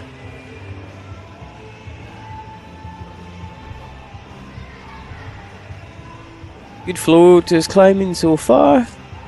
I remember watching Jan make finals in the Czech Republic last year, and it was getting so dark, same time of night, like winter really setting in, and he climbed the final with a head torch on. Yeah, and I remember everyone thinking, what's he do? It was the greatest thing. I mean, he's always up there, isn't he? He is. One of the first Continental Cups. You know, just seeing him pull on. He's done the rounds. Got the timing. Yeah, he loves it. Polish team are just outside the outside the booth. They're outside the booth here, and they're going absolutely wild. Travel well, don't they? Yeah, and like what they say to encouragement, like we give it a wee bit of like come on and all the rest of it, but there they say Dubai, and I have been known in the past to get too excited and start shouting Dubai, Dubai. And I remember Alec, he climbs to the post, he was like, "What are you saying? what? He's not from Dubai." So Dubai. Come on, Jan. The wee orange bits that you can see on top of the axis, that's just the cheeks. You can go into a stein, so it doesn't stein the pegs, it steins the cheeks. Big lock-off move. Just watch your right foot there. Yeah. You've seen. ICT 3 balls. Yeah, it goes into the top. Yeah. I think that's what I'd do. Would you take that hold from the left-hand side or the right-hand side? I think I probably would, but I'm not in the finals, so. Yeah, see, that's I'm not a fan of these chains. I agree with going into that static section. Exactly. I never like to say what a climber should be doing because ultimately, if I actually knew, I wouldn't be sat here. I'd be in the final. Yeah. Right, come on. Good.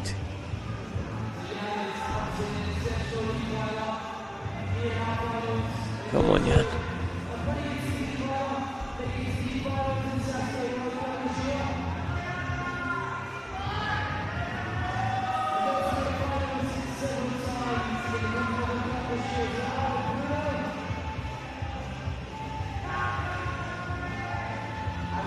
Come on, Jan. Come on. Come on, Jan.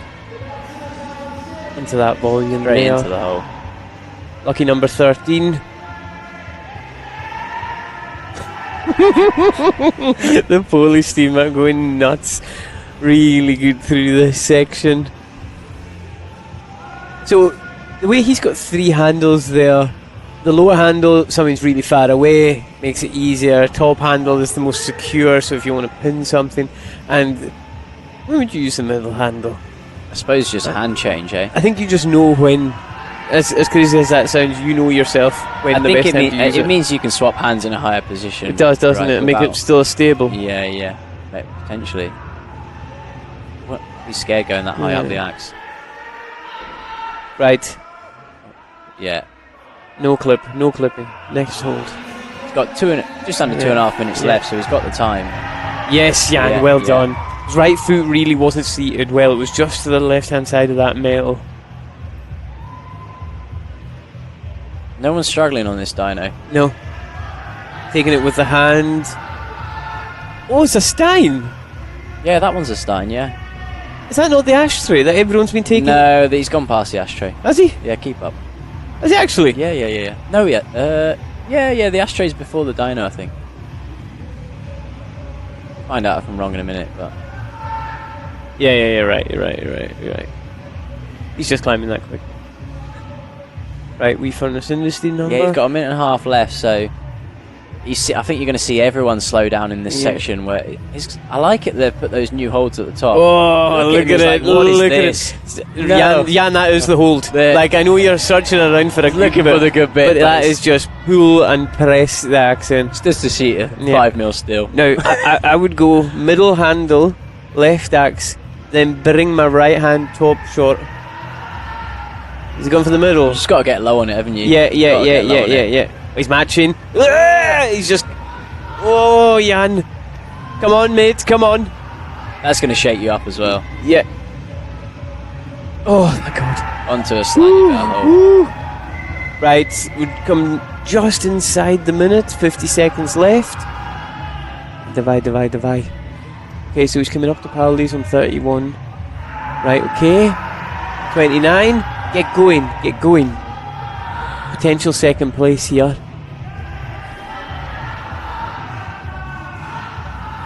He's going to skip that hold. I think he's worth it. Yeah, it's totally worth it. Up for it, doesn't it? Yeah, and also if he does look overhand straight up, he looks at that. He's like, "Oh, let's have a high. Nice new hold. Don't need that."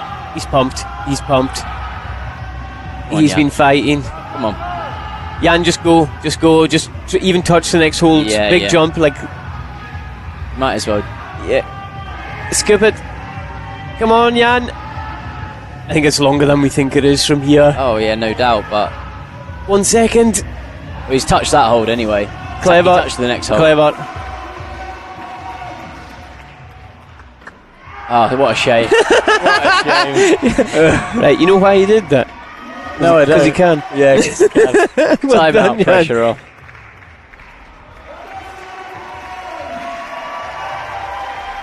He'll be happy with that.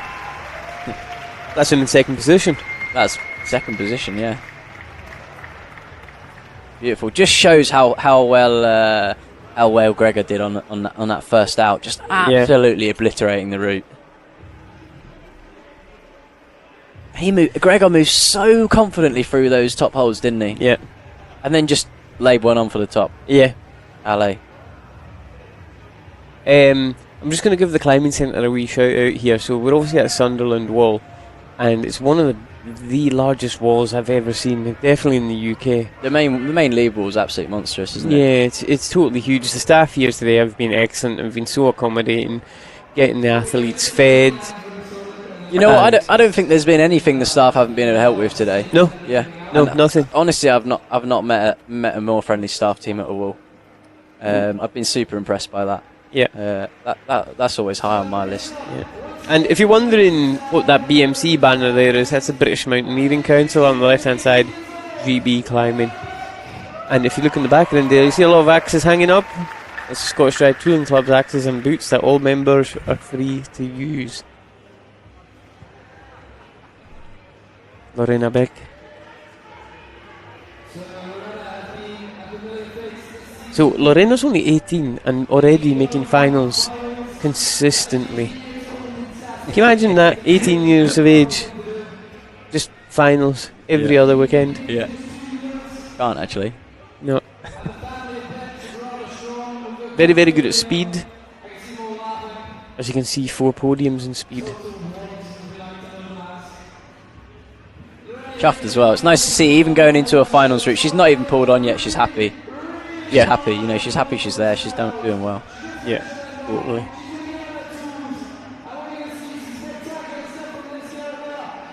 I always think, you know, when you used to see the bin men years ago with the orange coat and the green outside. Yeah. I always think that that's the same jacket that they're wearing. You know, the old grafter coat. Who's that jacket from? There you go, guys. Bit of feedback. Yeah, I don't know. British bin men. Yeah, British bin men jacket. Late 80s. I had a question on the chat asking if we can get some more pictures of these furnace holds. We can't do that now, obviously. I don't think, but I think there was if you're part of the UIAA athlete page on Facebook. I think there was some pictures circulated on there. And we've had some today in the warm-up room. I'm sure you're going to see them everywhere. I'm pretty sure if you go onto their Facebook as well, Furnace Industries, yeah, you can find all them. you find all the holes there. We'll give them a shout. I'm sure they'll do a video tour. Right, awesome. Move through that floating uncling with ease there, didn't you? Yeah, absolute monster.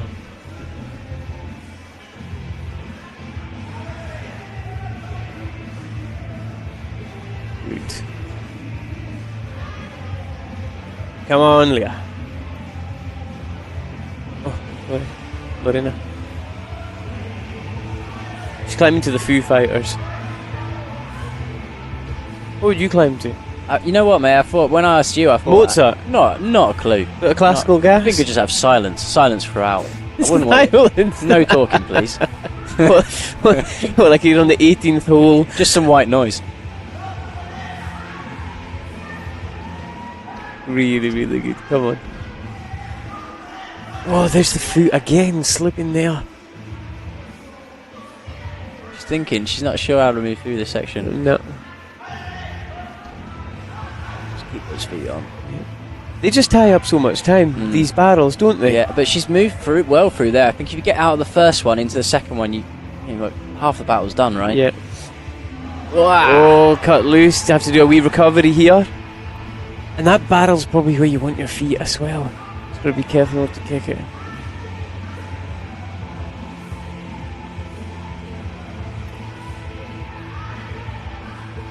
Great work here. Big lob up.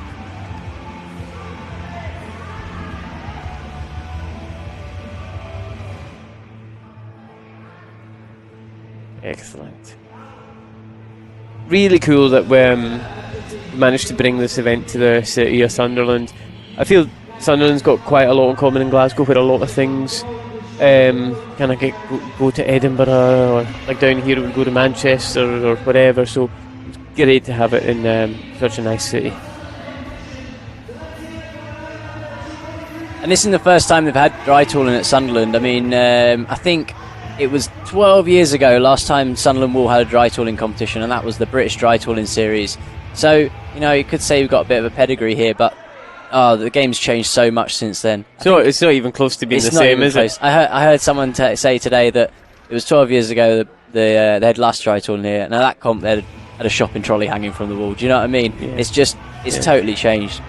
See, 12 years ago, or the first ever competition that you went to, is there any similarity here apart from you use axes and boots? No, I can't. Did you even use boots? Yeah, well, I think you had B-frees, you had people with like modified. I think you had fruit boots, but they weren't as spread around, were they? That's probably quite a luxury Gucci item to have. There's a lot of stories floating around about all that stuff. I think, what was it, Paddy Cave, first World Cup he went to, he had homemade rock shoes with crampons on, kicked in all the ply and lost all his big toenails, I think, from kicking ply. I mean, that's what I heard anyway. Fantastic. And I'm sticking to it. Yeah. Shout out as well to Pete Holder. We had a guy called Pete Holder here today. 12 years ago when the dry tooling comp was here, British Drytooling Series, he won that comp. He's not climbed for 8 years, but he came today and smashed it. Gave a brilliant effort. Yeah, give big licks. He's got himself psyched up again. I think we'll see a bit more of him in the future. Good. Right, crossover. Are you going to do... No, you're just going to go from right hand short, long hand left. Good. Coming up to the 3 minute mark here. Good steady pace. Right, this is... Are we in first position? We are, yeah. Are we? Well, because we have Lorena back and Leah back. Yeah. Wait, did she just step out of bounds there? I don't know. Find the plate. Okay, that's her now. Climbed into first position. Yeah, because we had a technical, didn't we? Yeah. Okay, I think the... Let's see how she does on this. Let's go. Right, come on. Come on. Let's go. Easy. Yes, good. So I'm just reading a comment here. Why is the out of bounds tape so close? So see the red tape, you can't actually kick it. It's more just of a guide for outside of it that you're not allowed to kick, and purely because this wall is not purpose built for competition ice climbing, that wood had to be put up. So obviously we tried to do this as efficiently as possible. So that's the reason. And also the restricted space also adds to the difficulty of the climbing, and instead of using volumes, you can actually reduce the space that the climbers have to move about in to make a sequence harder. Yeah, and I mean it doesn't look like a massive amount of room, but we've not really had any problem today. The setting has kept everyone inside the boundaries. Yeah, and that's what you don't want. You don't want to see setters setting moves which is throwing people out of boundaries regularly. No, of course you don't. You just want to see nice, good climbing. But we've not seen that today. It's been set really well. So shout out to UIA head event coordinator Rob Adey, who was just asked who was commentating with me. I'll tell you what. My best mate, Matt Foot, GB athlete. Yeah, great guy. Those Dussel tones. Oh, Matt Groom. Great commentary, guys. From the man himself, thank you very much. High praise. And you know what, we've been talking a lot because she's been absolutely cruising through this. There's not been a lot to say. But it's just good, steady flow. And just taking every hold and moving. You watch the best in the world and they just make it look effortless. Yeah. Really, really good. 42 seconds left, so we've got I'm desperate onto to this skip this hold. Metal barrel after this. This is where Jan was coming unstuck. Yeah. You know what? I mean, see, she doesn't. 30 seconds. It, yeah. Oh, taking it. Oh, that's difficult. Oh, that's right, okay, up you go onto the barrel. Right, 25 seconds. You're really going to have to go get that draw and then fly onto that jug. Okay. This has been timed perfectly. Look at this. Come on, let's get that. Right, come on. 14 seconds. Just bended at the end. She gets a touch. She gets a touch. Yeah. Really, really good. Come on. 18 years old. Brilliant. What a climb. Yeah. You've got to think, see at that age being that good, do you think it's hard to find it motivating to go and train? Because you're like, I'm already good. I'm already class. No, because she's not struggling for motivation to train. You see that and how well she climbed that. She's training a lot. I mean, I don't know, but I'm guessing that she's putting the hours in there. I mean, you don't climb that smoothly and that confidently without putting the hours in weekly, daily, whatever it may be. I think I'm going to speak on behalf of every athlete here that OK will not do. Well, OK was good 5 years ago. Yeah. It's not good anymore. No, it's not good. Like, unfortunately. The word elite. Telling you, I wish it was OK. Really, really. The commitment to the dyno was good as well. Yeah, she went quickly, and that's what she needed to do. The pressure was on. Top quality. Now see if I did all that, right? God willing, one day I'll be able to get that high and enjoy that. I wouldn't be able to speak, and there'd be a big pile of vomit around me with the brutal pump. Yeah, I'd need a team stripping me down. Yeah, and there she goes, flying for the dyno.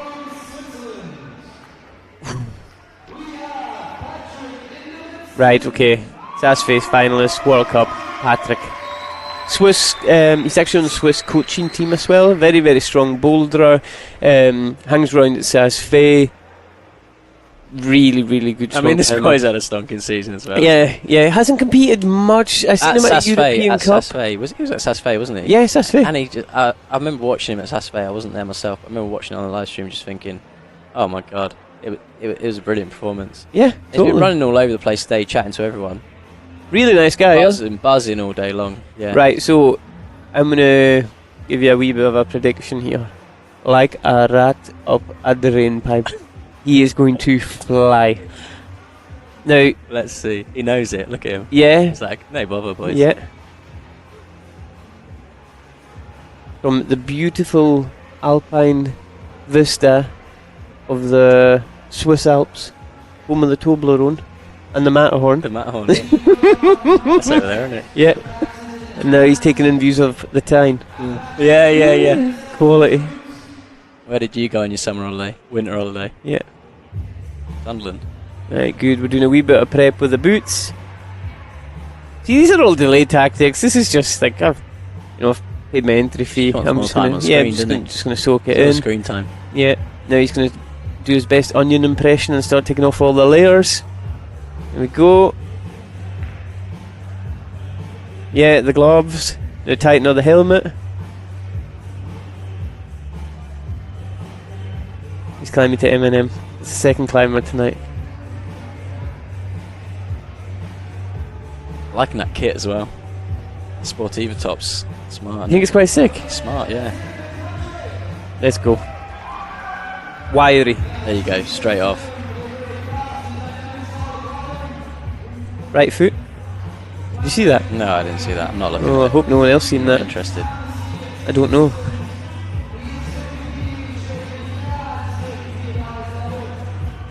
Okay.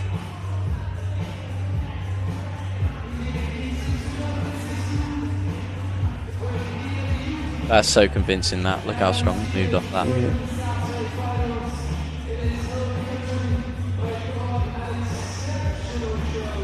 Come on. Do you think the better the climber you are, the better coach you'll be?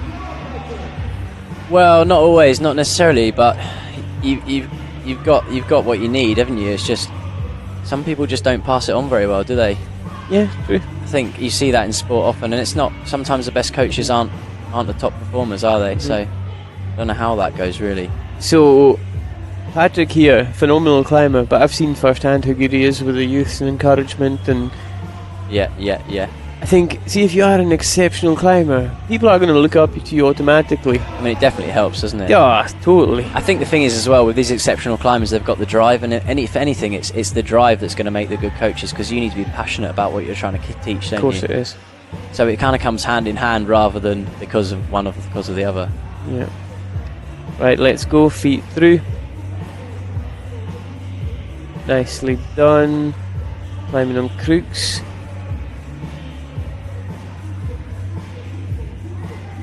Right, keep going.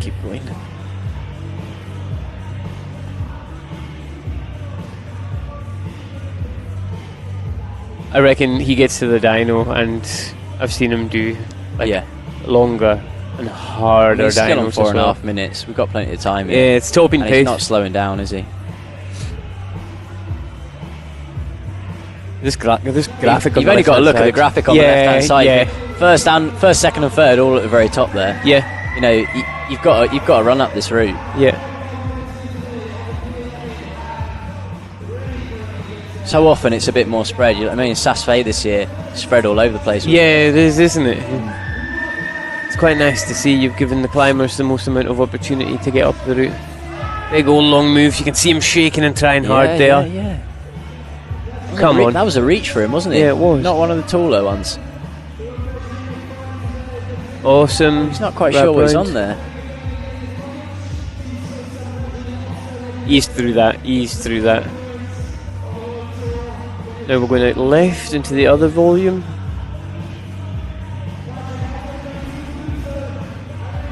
Wee twist of the knee. Yeah, perfect. Imagine having the confidence on the final to be 3/4 of the way up the wall and then just turn around and give it a wee bit of beans. Gonna go long handle. And see the angle of that left hand volume as well. You've got to keep the left axe heading the other direction. Yeah. Whoa! Yeah, there you go. Oh. No. Look good. Look good to me. Yeah, taking it with the hand. You always see these sneaky rock climbers. They've got like a default setting of, can I take that with my hand? The thing is, you always think it's a good idea. The amount of times I've seen a rock hold and be like, I'm going to take that with my hand. I get there, take it with my hand. I'm like, I can't hold that. Apparently I can't hold a 9 secret. Who the hell did I think I was? Yeah. But just in gloves and off tools as well, you suddenly just, you box. And also, see, when you've been training on tools for the last, 6 months, 7 months, yeah, you can just go to a fingerboard and you're like, oh, apparently I can't hold a jug anymore with my bare hand. You just welded into this position. Yeah. I've gone through 4 steering wheels in my van in the last few months. Just the strength, gripping it too strong. Nothing left of it. Okay, Patrick. 1 minute 56. I think the trick with these furnace ones is take it, don't think about it, and make sure you don't move on it. Yeah. They seem to be alright if you're not worrying around too much. Yeah. Been doing that reverse grip quite a bit today, and it's been really effective, knowing when to deploy that first reverse grip. Like I always say, there's no wrong or right way to do a move. If you take the move and get off it, you've done it right. Yeah. Alright, you might have made it hard for yourself, but... Oh, so he's taken that sideways. That looks so safe. Oh, it's done it, but... This move... Oh, it just keeps going and going and going. Right, 1 minute 20. You could... Yeah, I mean... You're going to top this, mate, aren't you? Unless he fluffs this move. Yeah. Hopefully he's got an idea that he doesn't need to... Oh, he's away. And he's away. And he's away. Oh, and he bounced the other axe off. Brilliant. Right, okay. Now, this rope is a bit of a... A bit wrapped round it is. Just sort the rope out. Oh, Patrick, we're in deep water. What do you reckon? I was kicking into that volume? Oh, he's dropped it at the end. Oh, Patrick. And he slammed his back out. It's alright. Well done, that man. Well done, that man. That's you got... Look at that, love it. That's you got second place. Please don't do the heart emoji thing with your hands.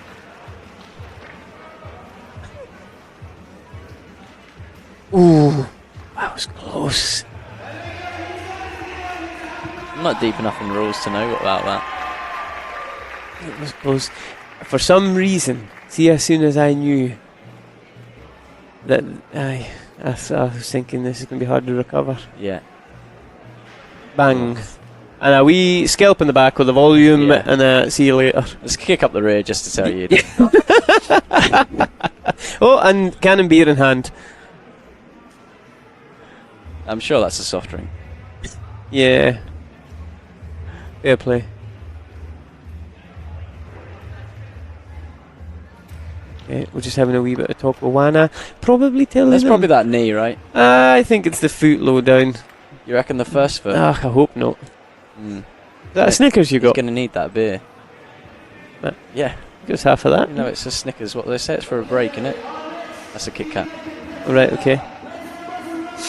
Get that open. Can't have you chewing down the headphones, mate. Right, Emer McSwiggan from Ireland. Emer's one of my favourite competitors. Why is that? You know what? I don't even know why I said that, but it's always been that way. I think from when I first started competing, she was always moved so fluidly, and she's one of these athletes who's always up there in the finals, and she's always got time for you as well.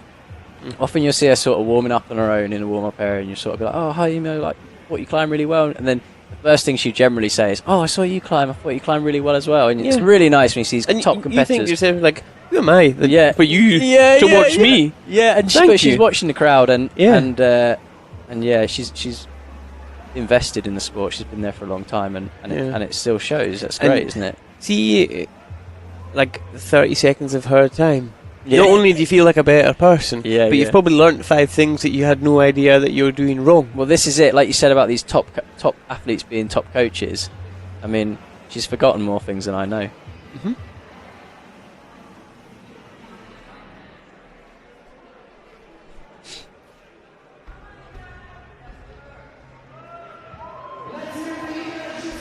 Super sharp hooks on here. Heard Oz Miller bought a pair of these axes recently. He did. He's saving them for next year. Heard they were snapped. Just the pick. That's what happens when you're just so goddamn powerful. Well, you're a strong lad. Mentally strong, maybe. Right, here we go. Come on, Ema. Eye of the Tiger. Survivor? Does Survivor sing this? In the comments, please, if you're doing nothing much. That would be class, if you can verify who sung this song. Okay. Don't stein Ema. No. I hope Emer's not halfway up this wall going, I want to get back on my feet. Oh, yeah, no. She will be when she gets on that She'll barrel. figure this out, though, like, she's in no rush. This is it, yeah. Just figure it out.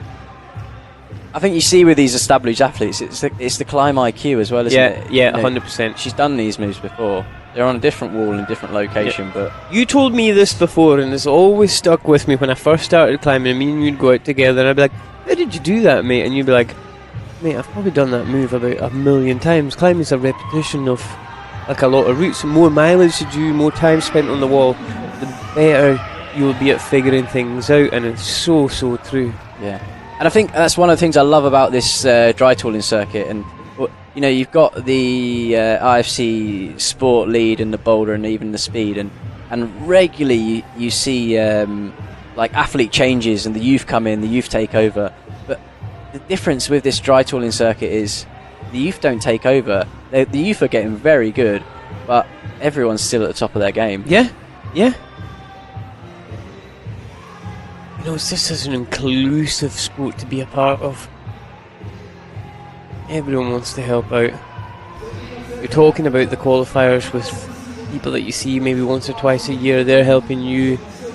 You're trying to help them and hopefully not sandbag them with some terrible beta. Right, we're going for the middle handle here. Right, nice. Really good, Emma, really good. Look at Cam. Look at Cam.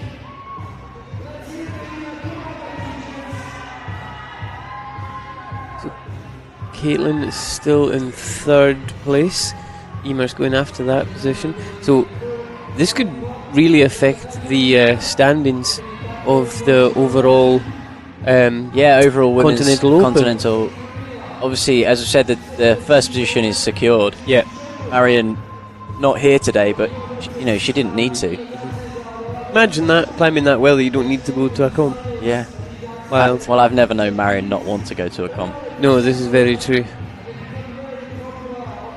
So look at the way that she just moves her hands up the axis there, giving her a maximum amount of height to gain to the next hole. This is a big old move. Press with the left foot, get the rock up. That's the type of move that you don't want to have to do a few times. Yeah, it's just... You want to hit it first. Yeah, you want to get it first go.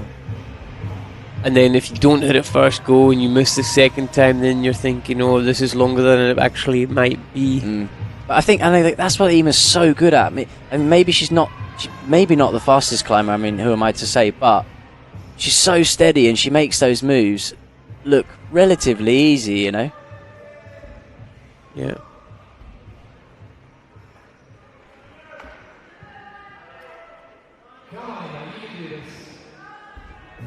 Come on. I watched Ema absolutely pull it out the fire in Finland.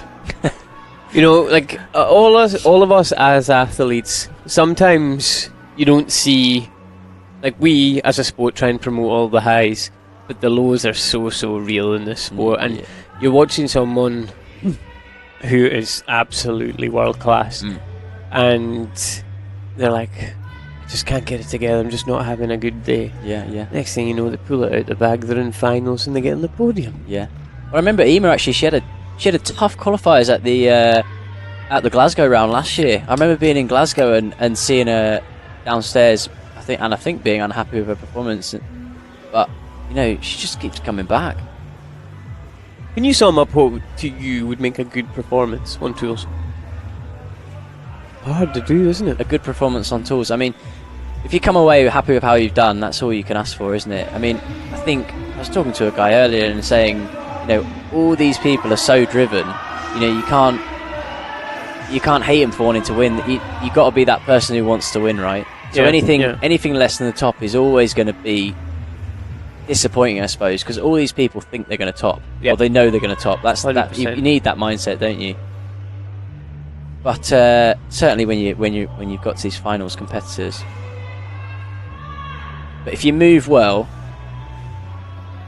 take the holds properly. Do the hard moves that you know are difficult, or even personally for yourself. You're looking at the videos the night before, or you get to the final and you're like, oh God, look at that. This is what I'm going to deem for myself as a crux, and you do it. That's a great feeling. Let's see what Ema does with this. Off third position on these Jet 2s. Yeah, top handle. Do you think she's going to full send, or do you think she's going to realise halfway through doing it that she can actually keep that left back still? Going to full send. Just checking that she's in the hole properly and not in anything she shouldn't be. Tiny wee metal plate with really small holes. Okay. Come on, Emer, come on. Really good with the feet. And come on, away we go. Have it. Yes! Oh, just dropped it. It looked like she had made it completely and then just opened the hand slightly. Well, that's the problem, isn't it? You're basically shock loading your arm when you land a move like that. Yeah. And we've seen some people have managed to stay in that first hole, which just takes a bit of that swing out. Whereas if you go full beans and come all points off, you're carrying on. You'll know yourself from outdoor though. You'll be flying through this roof, just autonomous, just moving and moving and moving. And next thing you know, your hands are just opening and you can't do anything about it. Yeah, certainly with me. I'm flying through roofs, all guns blazing, and suddenly I'm like, I'm done. I've checked out. That was brilliant from Ema. Well done. Great commitment, and the bottom section was really well done. Big smile on her face, and again, always a great ambassador for the sport. You're saying just then about what do you think is a sort of satisfying, a good performance, a good climb? But we've seen today in the qualifying stages, we've had people from all abilities, and we've had people saying, you know, my goal for today is get past that, or get into that first crux, or get past that hold, and so I say, you know, everyone needs to have that desire to top, but I'm talking about these finals competitors here. They've come a long way, but today we've seen people of all abilities hitting goals. You know, I want to get to that third draw, I want to get to that midway section, and you know, that's great seeing. You see the support from everyone, from all these competitors, through the whole spectrum of athlete across the board, and I suppose it's just shout out to that. It's just such a supportive community. And see, can you give us a wee bit of an insight of what it's like having this burning desire to commit and do this and try to manage everything else in life around it? Yeah, well, it's tough, isn't it? All these athletes are self-supported. You know, I mean, it's all right for us English boys at the moment, us UK guys. This is a home comp, isn't it? But people have travelled a long way for this, and it can eat you up. That's the thing, isn't it? The community is so supportive that suddenly you want to be there. It makes you want to come back. Yeah. So it's a tough one, isn't it? Like I said to you during the week, you text me, "Oh, how you getting on?" And I said, "You was like, I'm just struggling to justify all this to myself because it does feel like true addiction where you're making decisions not even rationally. You're just like UIAA, Continental Open, Jupiter, Saturday. You're like, oh, how much? Where am I going next? Yeah. Here's my credit card. Yeah, exactly. Let's just make this happen. Yeah. And all these athletes just continually, season after season, make it happen. I mean, here in the GB team as well, we struggle because we've got Willis Morris as our hype man on the end of the text message. And there's no saying no to that man. No. If he wants you at a comp, you're going. No. My granny phones me and goes, "Lewis, I need you home." If I've got plans with Willis already, I'm no seeing my old gran. It's terrible. Oh dear.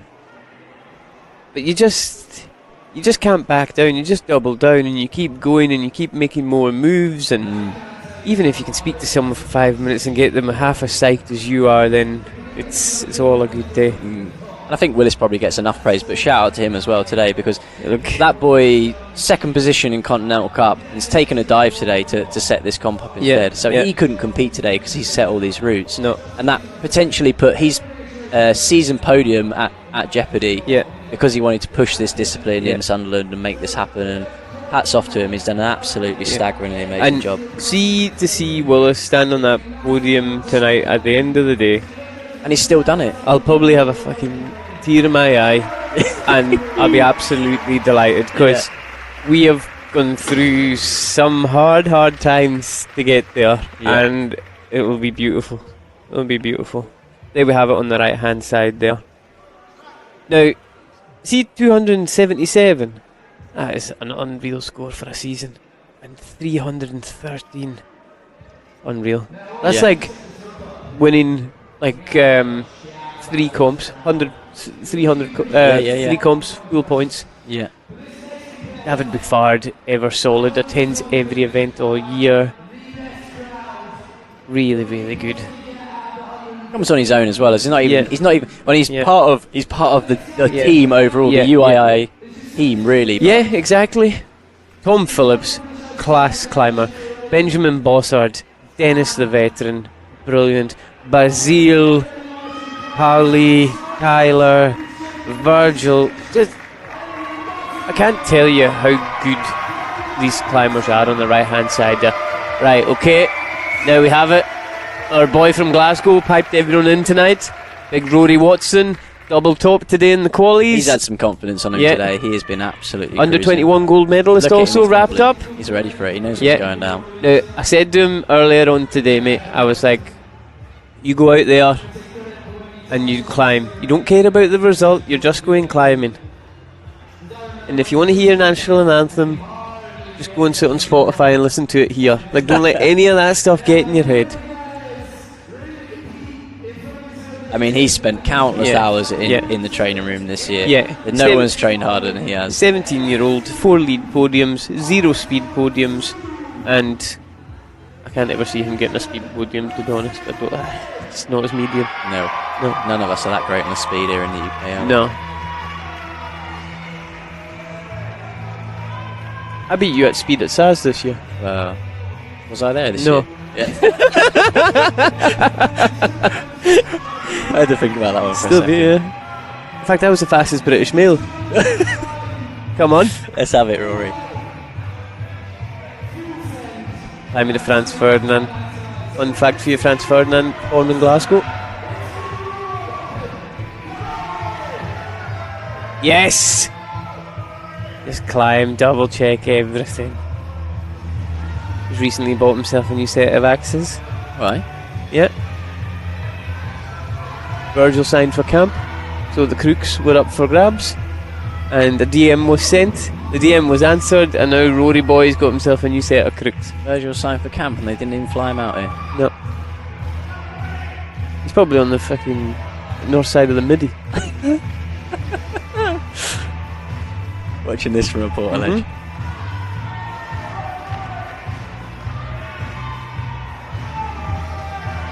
He'll be watching this though. Yeah. Virgil, drop in the chat. Hazel gloves, won by Rory there. Sponsor of the team. It's going well, ain't he?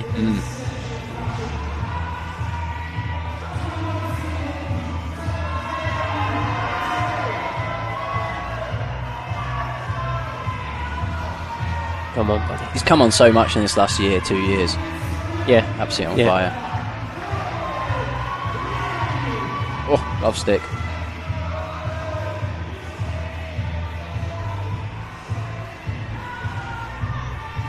A big lob up here, long right. He skipped the top of the barrel there. He didn't need to. Don't want it. Just didn't have to. Too much trouble. It's a monster.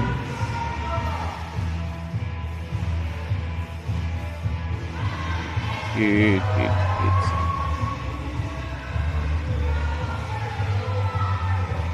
Oh, I'm nervous, man. I'm just I'm just thinking he's climbing so fast. He's quite hard. Sorry if I'm not speaking a all, but I'm just involved in this.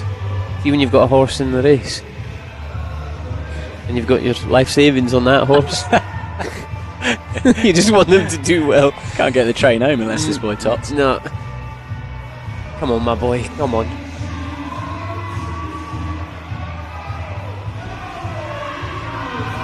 Come on. Yeah, right, good. Pull with authority. We're at a halfway stage of the route here, just under 4 minutes. The beauty of this lad at the moment is his fitness is absolutely unbelievable.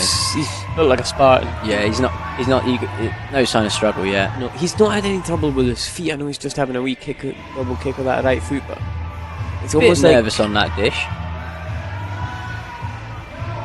Come on, you've got to have a good crack at this lad. Come on, big shoulders.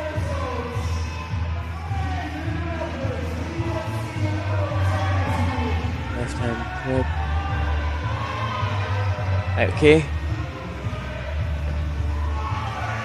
So we call that like a typewriter kind of motion with the shoulders from right to left all the way through. So 10 holds away from the next competitor, Howley and 4, so it's stacked up at the top. I mean, you've got to get up to the top, haven't you? Yeah. You've got to be up there. No point worrying about the bottom half of the route. No. It's got to move through it. Okay. Quick shake where he goes into this dyno section. Good smart climbing. So I think if you're the honest climber is the one that will kind of progress the farthest. So if you jump on the wall and you're very honest with yourself and go, right, if I climb at this pace, this is where I think I'm going to get to, and you just stick to that and don't go outside of your plan and just go at your own pace. Just benefit you. Right, let's see it. Let's have it, Rory. Quick shake. Go on, mate. Go. You'll stick it. Definitely got the right strength hand to this. Oh, Rory! Heartbreak. Unlucky, buddy. Yeah. He's chuffed. You've got to be happy with He's that. cuffed. That is not an easy move, clearly. No. So tough as well, because he's done countless moves like that, as you said before. Yeah. No. Well, on his Instagram this week, he did like twice a long move, but he also on Instagram he Look didn't. at that. He didn't Willis just climb. Morris, Rory's coach down there, all the boys. Yeah. Oi, boy. Let's pull it in. Yeah, I've seen. Like, I know for a fact Rory can do that move and harder. But it just shows like the amount of wall he just climbed to get there. Yeah, it's unforgiving. And that's that shock loading that arm. If your hand's not in the perfect position, you're gonna throw it off. Need big stabilizer. Yeah.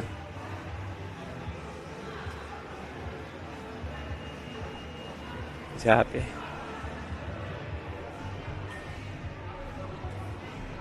I wonder if he had a little foot pop at the beginning there.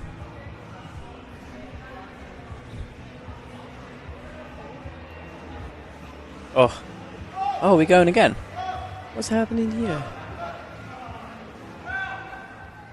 Right, okay, so there are rules that if something does happen or a technicality while you're climbing, you get to go again. So I don't know we don't really quite know what happened with Kamiko's run there, but it looks like she's coming back out to go again.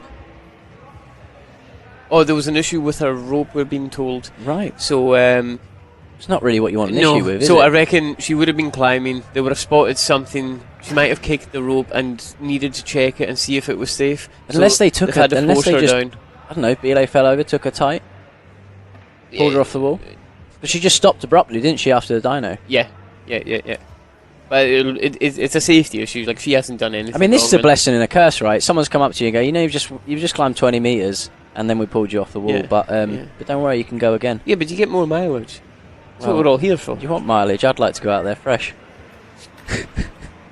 It's climbers twice. Let's see if she can do it again. else. Let's see if she can do it again. I hope she can, because she was absolutely cruising at the point where she came off last time. I think she can. I hope she can. Yeah. There's all the flags of every country being represented here. Got them from everywhere. We've even got someone from Azerbaijan here today.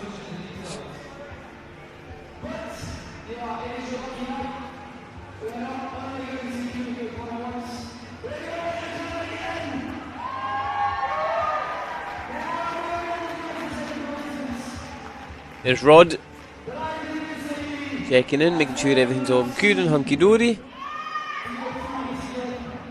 I don't think Miko's got any hard feelings whatsoever. No, does she? No.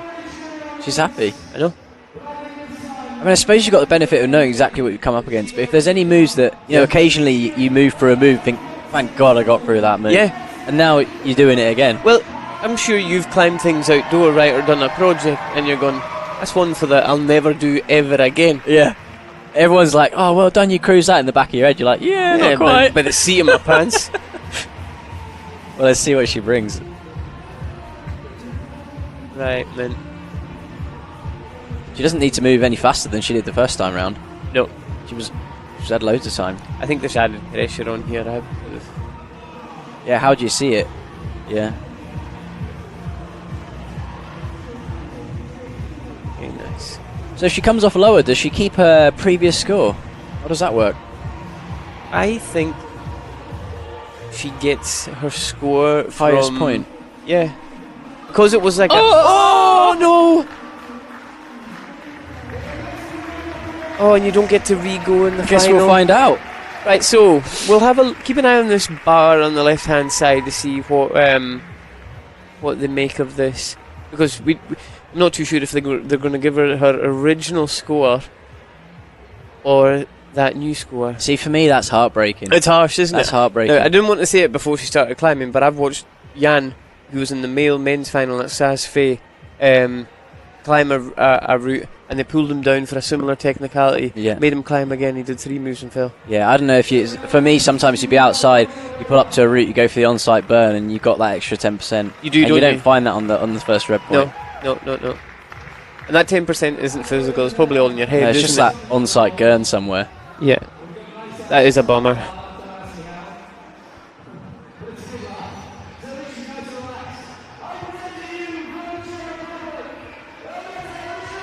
Aneta, Rosetta. Came second at Uri Ice Festival. Yeah. On fire as always. Yeah. Winning speed in Korea. Yeah, I saw that, yeah. Rapid all round. Yeah. It's not often that you get them all round, do you? You're finding in the World Cups, you have quite a few speed-specific athletes, don't they? And, Yeah, and they're often untouchable. So, like, see David Buffard that Yeah. you've got coming out. Very good speed climber. Yeah. But in his credit, he did win a medal last year in Korea. Yeah. But the people who purely focus on just speed or lead Yeah. generally are in the top percentages. He's a wee bit of a... Is it that you've got a couple of the anomaly. Iranian boys that are absolute speed demons? Mohammed Safdari? Yeah. Oh, unbelievable. I mean, he's strong on lead as well, isn't he? But oh, yeah. he's untouchable on the speed. Yeah. So, Dennis, another one that has always been good at both. He won speed at Sas Fé Yeah, before, yeah. But any of you historians of the sport will know the name Nikolai Kuzelev. Yeah. And he's an unbelievable lead climber. And before he even got into lead, he did speed. And Right, gold, yeah. gold. And You see the plaque at Yeah. SAS. There's the plaque at SAS at the Mount Rushmore. Really good. Come on. I don't think there's a more psych climber in this pack than Aneta. Loves it. She's yeah. always bugging Loves for it. it, isn't she? Loves it. So invested. And if you look at her helmet, works in the zoo, very, very fond of animals. I think it's just like ice climbing, animals, very, very happy. Held down the pink in the last couple of seasons. I think it's just the same bobble that's faded over time. Most international travel bobble you'll ever see. Now this, why are we styling this? So early on the route. Get off! It goes. It goes. Nope. Oh, she's floating. She is floating there. Is she? Yeah, I know she is. About, no, she is. So early on the route. That's it's a scary move, that, isn't it? I mean, we saw Kamiko cruise that first time round, then just pop off it second time. Brilliant. So you will see some athletes wrap the axe around your shoulder. It's almost like a nod to outdoor climbing, where not a lot of people really do put it in their mouth, but I think it's just such a safer bet just to stick it in your mouth rather than wrap it over your shoulder. I think you need to be able to do both, though, you know, because at certain times, like I watched you today, you did it a lot. I did a lot today, and I don't even know why I did. Do you know why I think you did it subconsciously? I think it was nerves, mate. No, so you can get a breath of air. Yeah, like well, that's it. You're not dragging in through an axe. And also, if you if you're clipping long clips, sometimes you want to take the rope in your mouth. I don't know if you're even meant to do that, but I certainly do. And if you've got your axe in there, then what are you going to do? You end up hooking the rope on your thumb or something silly like that. Yeah. No, is Aneta going to go for the feet in the bottom of the barrel? No. She's so stable on those, isn't she? Yeah, totally.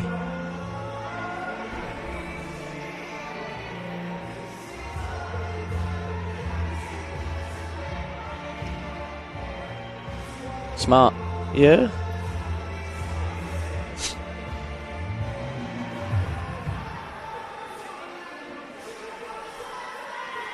I've just seen Dennis in the comments saying veteran with a laughing emoji. I mean veteran. He's just warming up. Yeah, just getting started, mate. You're at the top of the mountain and you're only halfway up. Yeah. How's about that? Yeah. Good transition. We talked about their absence at this conference. They've been missed, but they'll just be training for Canada, won't they? Yeah, they're smart. Yeah, definitely. Get the rest. Yeah. Train for the World Cups. Good pull down here. Bags of time left. I think the time allocated to the athletes is almost perfect. Yeah, well, it seems plenty, doesn't it? We keep saying bags because we're not. I don't think we're used to seeing them on these on walls, maybe potentially as long. But see, when you're rocking up to a venue first time, no one's ever climbed here in this format. Yeah. Quite hard to give them enough time. Yeah. And me as a fan of the sport as well as a climber, I'd rather see them have too much time. I'd rather see 10 tops than none. You want the timer moving people along. Yeah. But you don't want everyone just timing out. No, of course when not. They look super strong, right? Yeah, exactly. No one wants someone saying time, come off. I know. Sometimes you've tried that hard that you'd wish someone would scream time. I mean, I timed out today and I was chuffed to time out. That's a legend. Yeah, right, totally. Ask anyone and they'd much rather time out than fall off. Oh no! Oh, that'll be awful with the hand. Yeah, that's strong slippery lock off. Slippery gloves. Could we shake on there?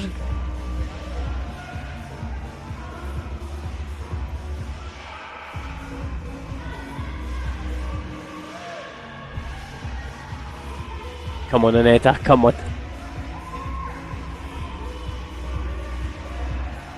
High clip here. I'm going to say that's quite smart clipping from there because yeah, it's come lower and further away from the draw, even though this higher up. Perfect reach for her, wasn't it? Yeah.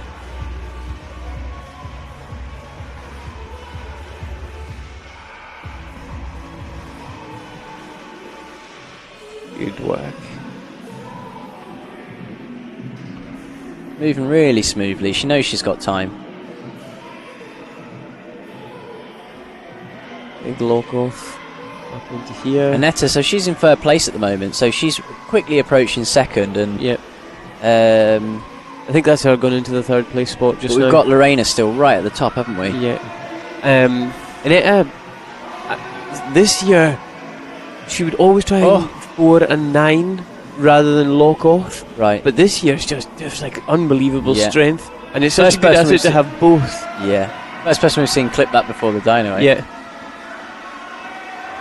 See, I wonder, is that like still in the mindset of the old rules, like clip, or I just don't want to take a massive maybe. lob. Yeah, or maybe she just feels more comfortable. Eh? Yeah. She's seen a couple of people swing out and fall off the wall. Well, she hasn't seen it. No, she hasn't. Yeah, That was easy, controlled, well done. Yeah. Okay, take that with the hand. I think, so we've had someone in the comments say more of a gentle transition than a dyno, and I think that's exactly what Annette has shown there. And again, that's the climb IQ. You get to a thing, you judge the distance, and you think, I don't need to jump that. Yeah. I can span it. No. But I think some people get sucked into this has to be a jump. I have to do it that way. Well, it's the crowd, isn't it? Yeah, and the crowd, and you're absolutely pumped. Yeah, Annette has been in more finals than I've been to competitions, and she uses that like perfectly. Doesn't get drawn into what anyone else says or does. Has the ability to make up her own mind. Matches on this hold really quite skatey, but looks solid enough. Wrapping this. Not seen anyone else wrap wrapping that. this. That's risky. Quite hard to tell what that is. Is that the thing that Patrick kind of laid back off? Wrap that as well. Come on, Etta. She might. It's 1 minute left, but it's probably just enough. Go on, Annette. Come on. Come on. Oh. Long old reach. Also, it's worth noting, Annetta was... come on! Come on! Oh, this is a horrible hold. Oh. I think you just have to...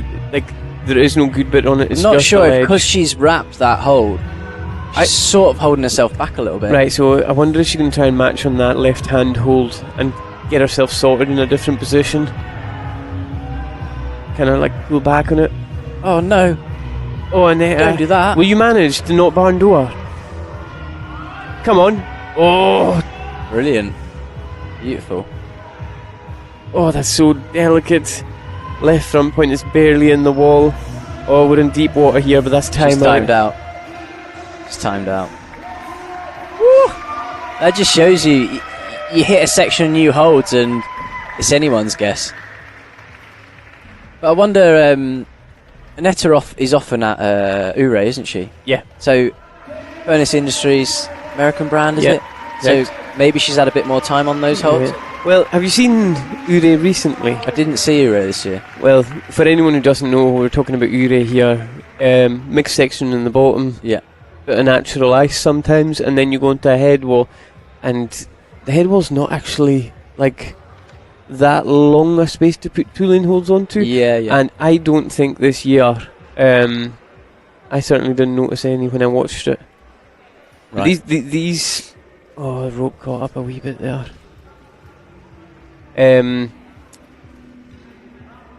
I know a lot of the holes that we're seeing here are Gen 1, first time they're being used. Yeah. So every athlete's in the same boat. Mm. Really, really good climbing. Wrapping that top hold. Yeah. Oh, we've got Masato. Recently just passed his international route setting course run by the UIAA. Really good guy. Really, really nice guy. Super friendly. Excellent route setter in his own right. Helped set in Finland with Emmy. And just committed guy to the sport. There's our top 5 on the right hand side there, with Gregor, Patrick, Jan, Pauli and Rory. So I wonder how Masato's going to get on, because see, from a route setting point of view, you've got a top, you've got a second, you've got a third, and just fourth, just fifth. Yeah. Well, when Gregor come out at the beginning and absolutely smashed the route, I thought, oh, what are we going to have here tonight? Yeah. But it's been mixed up, hasn't it? Yeah. Masato was on fire today as well. I mind you saying to me, oh, look at that. Yeah, look at this guy. Going, yeah. And then I was like, oh, that's Masato. And you're like, oh, yeah, he's a beast. Good. What's your thing to do in isolation? In isolation? Yeah. You won't be reading because you can't read. Yeah, okay. Yet to learn. And that cuts the writing out as well, obviously. Just scribble up pictures. I think. I mean, I've been in other sports before where you've had isolation time, and I think you just got to get into your own head, get some headphones on, get some good tunes, and just really try and relax. You see a lot of people trying to sleep and get their head down. But often you have with these dry tooling comps, that everyone's been out and viewed the route. And then you often hear, sort of offering exchange in beta and things like that, which is pretty amazing, really, when you're all competing against each other and you're all sharing beta. Aye, but is it reg beta? Oh. Is it all a decoy? Is it a red herring? Yeah, I don't want to be that guy. But No. I probably am. You've sandbagged me a few times. You'll be alright. Good Masato.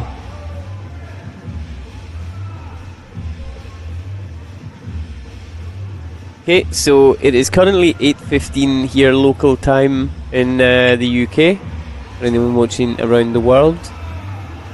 Athletes turned up to the wall at 7:30 this morning, so it's been a long old day. Gamba. Make a helmet's Masato go. That's a old BD one, is it? It is, isn't it? Possibly.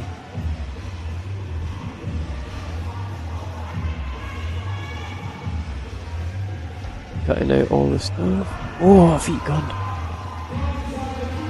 Almost out. Gamba. There's definitely fan favourites within the athletes, would you agree? Well, as I say, all the Japanese, Korean climbers, I just love watching them. It's a treat. You don't see them as often. I love they all chop their own axes as well. Different bottom handles. Not these ones here, but often you see they've got modified axes. Yeah. Couldn't bring myself to put a grinder to a pair of 400-pound axes.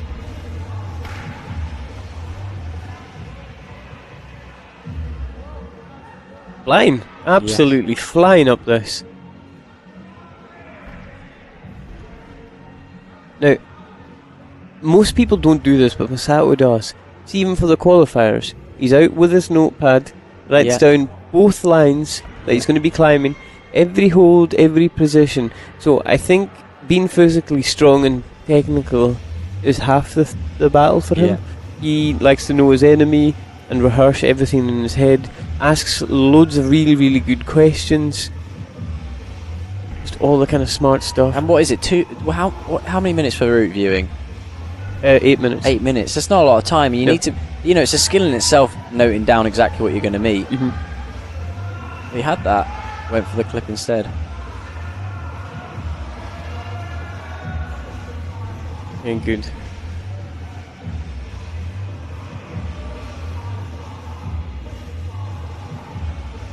So notice on his right hander, he's trying to leave his thumb out. Yeah. Until he's not grasping too hard, just nice and light. Quite an awkward clipping position from here.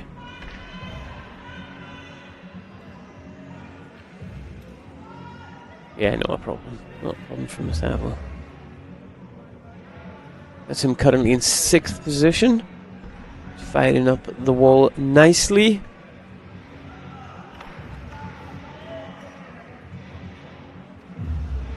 Crossing through on that beautifully. The thing is about Masato is always really wide hips, beautiful stance. He's just so solid on the wall.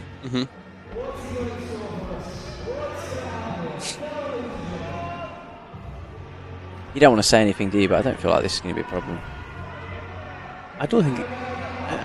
Flipping. I think it's a so wee static. steady. I don't even think he's thinking that this is an issue. Yeah.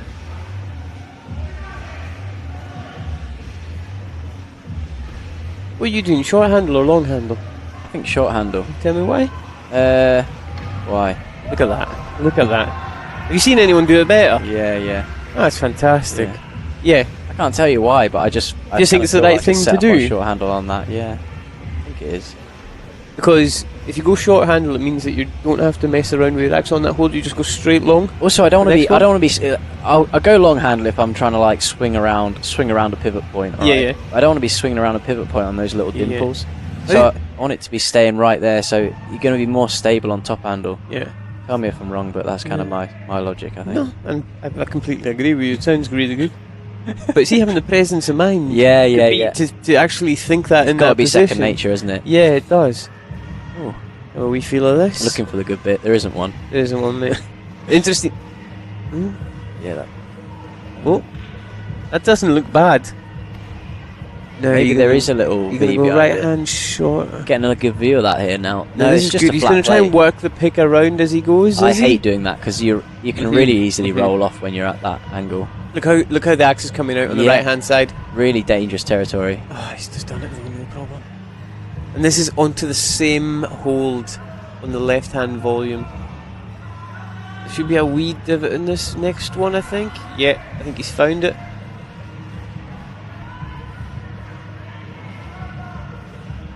Right, if I had to give that section a difficulty out of 10, it's like a 9. Yeah, that's hard, It's isn't a it? I think hard I think section. it's really difficult to see on this because these climbers are cruising through these bonus industry holds. Yeah. But honestly, I pulled onto some of these holds in the warm-up area and he just not doesn't moving go. off them. Just doesn't Like, go. just Oh, like that. Masato, well held. Pinging straight off them. Well held. Gamba. Gamba. Right, look at the left act. Yeah. Doesn't get released until he's absolutely sure. Look at that, he's dropped the pinky, is it? Yeah, 34 seconds left. Doesn't need the What's he? pinky. Yeah, that's crazy. Yeah. He's obviously just more comfortable. Right, 29, Looks 28. really steady Right, now. Masato's going into third place. See if he can get this touch at least. Come on, mate. Come on. Now, I wonder is that the bottom holder or is that the top holder? Is that worth more points? No, it's not. No, it's the same hold. He's gonna, unfortunately, I think he's just Time gonna run out out. of time here. Unless he clips and just sends it. He might get a touch. Come on, jump, go on. Go on, Masato, 3, come on. 2, 1. Oh, we'll see what they give him then. We'll see what they give him. Oh, he's still got a clip though. No, but on our visual Oh. here, I think he might have touched that with a 0.1 of a second. Come on, to go. Masato. Yeah. I mean, I'm strict and I'd give it to him. Yeah, well, I think so. Gregor got 1-3-4. Yeah, He's in third. Yeah, he's. So they've not given him the No, touch. he's not. But Because Gregor's he'd be on- joint second, I think. if he Yeah, was- but Gregor's on 1-3-4 on top, so that's the most amount you oh can yeah, get. so 133.1 is the touch. Yeah, so he's Yeah. got the touch, but not the release. So maybe not. No, but you have to, it's a jump, right? It is. Yeah. So he's got. Yeah. We'll Interesting. See. We'll see that what's might happening. be a joint second there. Yeah, they're giving him third place currently, but like I say, see the timer that we've got on the screen. It's not the official timer, Yeah, so we might have just been a wee bit behind with what we have. But we'll wait and see what happens with that. Regardless, tremendous climb, and he's Official top. or not, if Osmiller says. I like that, It's man. facts. I like that.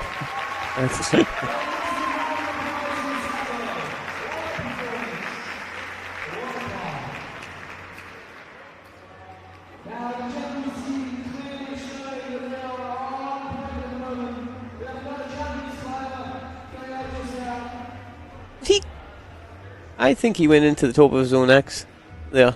Or into on the jump. volume. Yeah, it didn't look ice style. Just something happening there. Yeah, it stacked up on something, didn't it? Interesting. Hooked the tape. Yeah.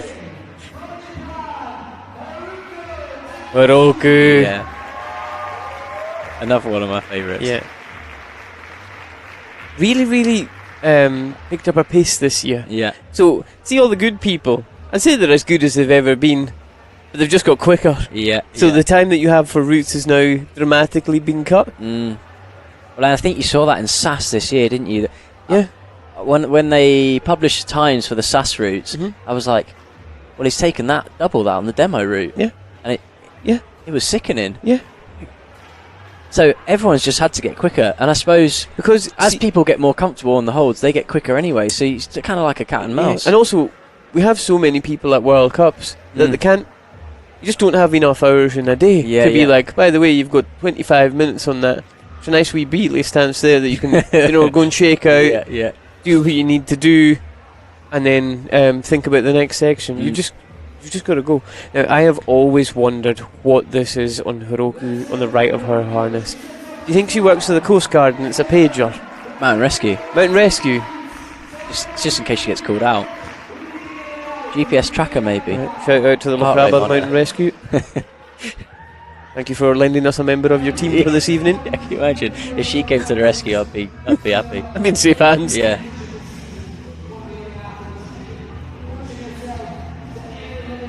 Light work. I've always liked these axes as well. I think they're called Octras.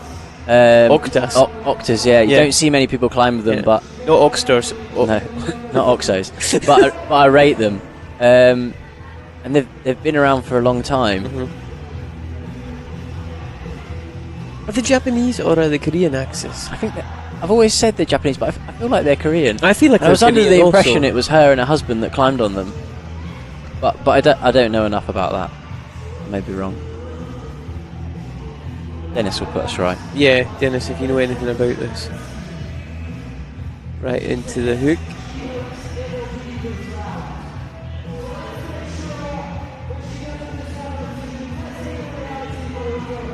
Come on, Haruki.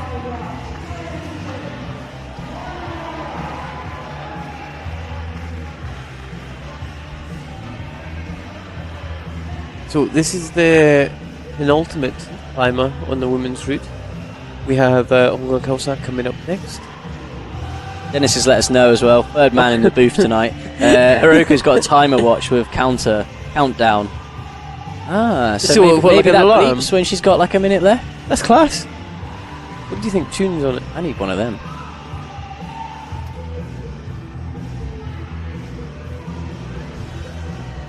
I wish I didn't know that now. I preferred thinking that she worked for the mountain rescue. She may still. That foot one. Be careful with that. Get that left foot on the wall, yeah. Just keep an eye on it.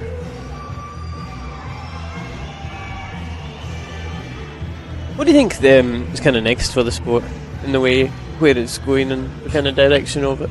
I don't know. I want to see more structures. You see more venues and more structures, don't you? Yeah, I think when you say what's next, like push, the comps as they are absolutely phenomenal. Yeah. So you don't think that there's just a different level of professionalism this year? Yeah, everyone's getting better all the time, aren't they? I think the last 2 years, and you obviously since COVID, we had a bit of a blip then, didn't we? But everyone's just gone back stronger.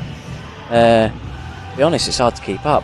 But if we can get more venues, more structures, I mean, obviously, self-supported people struggle to travel, but you just need more comps, don't you? Yeah. Everyone needs more exposure. Come on, Hiroku. And I mean, you know, first time in Sunderland in 12 years, so that's what's happening. Yeah, exactly.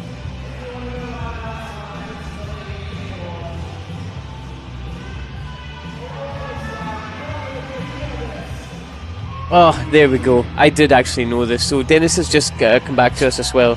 Dennis van Hoek in the Netherlands. So the axes that she's climbing on are from Korean, and actually World Cup winner Kwon. Yes. Yes. I think I knew that as well. Yeah. Actually. They trained together, and I think they kind of came up with these axes. Kwon's an absolutely fantastic climber. Came out first in qualifiers at the World Cup and won. Yeah. And we might see that again tonight. Yeah.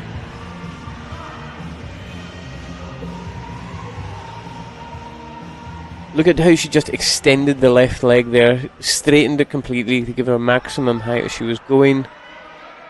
Looking for something else, smart. maybe looking to take the see, volley. it's even wee things like that when you're trying to suss out how to make anything easier. Wee hand, because I know.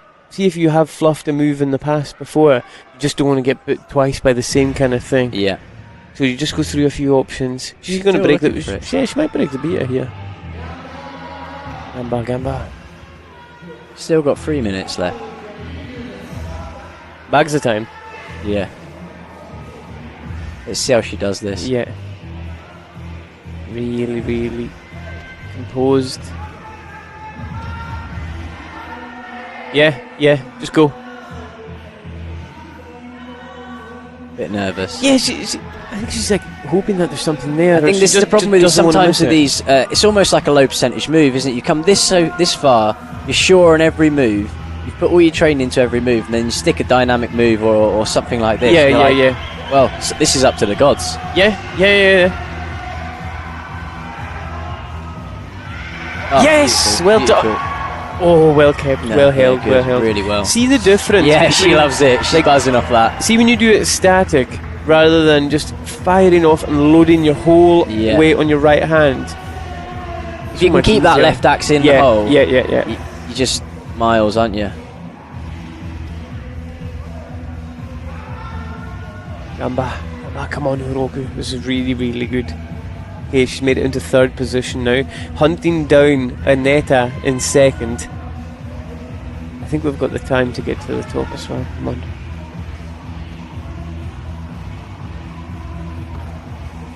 So Hiroku has NERD playing just now. I don't know if she's picked that herself. I'll be amazed if she has. Come on, Hiroku. I hope she has. Find out tonight at the after party, won't we? Did I tell you about the training day in that we had in Champagny the day after? No. When Sonny was there. Yeah. And Hiroku. Yeah. And like, you know how many times they climbed the women's finals? Yeah. Just lapping it. Just lapping. No, like literally lapping it all day. I watched them climb it about 8 times. Yeah. And I'm just like, look at this. You feel like it's obvious to go into the corner there, but it's obviously not. It's so slippery. You that can hole. see 2 dimples just on the other side of it, but clearly not the way to do it. Not flip. Doesn't. Right, 1 minute. We're getting into the business end of it. Cheeky backflip. Well spotted that, man. Safety first. Yes. Okay. What are we going to do? Right, we're going to cross. Yeah, I think that must be further than we think, because It every definitely time someone is. comes to that, I'm like, oh, you can make that. And then, Just do it. They Just look, do it. They look I'm pretty sure we were both setup. screaming to clip. Just. Well, once Gregor What's went happening off here? that, she's going for the Gregor approach, I think. Maybe skip that. Oh, one. we're in deep water. No, she's Right. just working it out. I'm working through going it. left hand over the top. Stand it up into a floater, maybe. Yeah. Oh, Brilliant. Come on. Match it. come on. No bother. Just needed to work it out. Yes, well done, Hiroku. Come on. Get going. Don't have enough time to make the jump, though. Unfortunate. I hope they just let her jump, though. Yeah, let her have a jump. Let her have it. Come on, B-layer. She's coming down anyway. Yes, they're going to let her jump. Yes, she's done it. Oh, the B-layer. For a tight. Come on. Give the girl some slack. Come on. Oh, I love it. Let her clip it. That seems a bit mean. Done, Hiroku. Well done.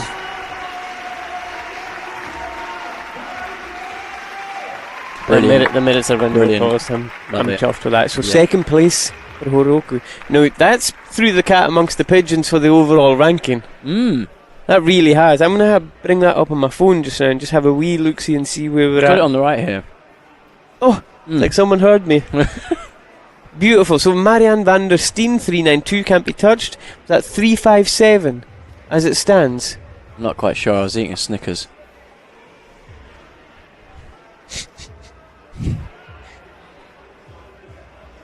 It just shows, though, she's obviously worked through the sequence. She's had 2 or 3 different goes on how this might work.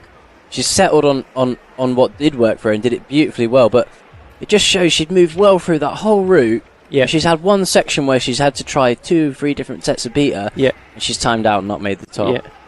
The time's tight. Alright, here we go. 357 Hiroku on. Aneta has done all she can do. So if Olga comes out here and tops, she could get second place on 397. 397. Yeah, so put her in second. So Olga's still got a chance. No, it can't be 397. No. Where's she on there? Olga Kozak's on 254, so she could be 354 is the maximum Olga can get from this comp. Oh, it's not, because you have to take away her worst score, because she's...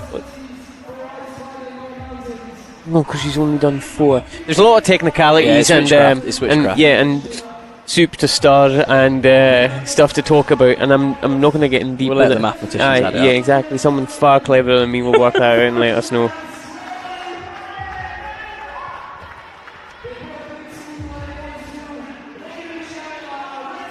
Paredes. Come on. Venga. Another young Spaniard here. Yeah. Oh, they're lethal. Yeah. They're absolutely phenomenal. He's narrowly just missed out on finals so many times, so I'm psyched for the young guy to be getting in.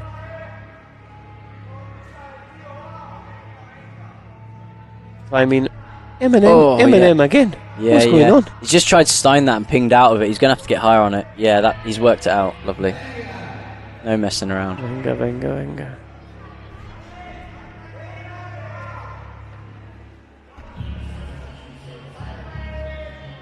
Come on. Climbing on axis from Iran, the revolts. Seems to have brought compacts to a wider audience as well, those ICTs, eh? Become a much more accessible axe. Yeah, I was just about to say, just making them affordable for like the working classes. Because the bin men among us. Yeah, the axes that he's got there, just to give you a wee insight, are roughly about, you can get them between like 400 and 500 euros in that ballpark, and it is like, if you were into road biking, like you could easily buy a bike for £2,000. Come on, get your feet back on, mate. Come on, good. So these are good introduction, sturdy axes. Would recommend, I guess. Yeah, definitely. And just more axes in the hands of people, all the better. Well, every other axe on the market's more expensive, and you're seeing them in finals. So you know, well, the proof's in the pudding. Yeah, the Continental Cup champion uses them. So. Yes, yeah.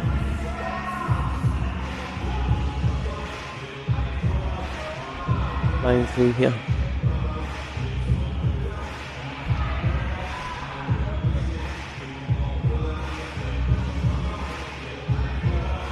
Just in that and no more, isn't it? Yeah. Okay, that's what you want as well, because sometimes it can be so hard to release from those chains, especially if you're on a wide move. He didn't struggle to release it out of that one there, almost fell out of it. Higher clip.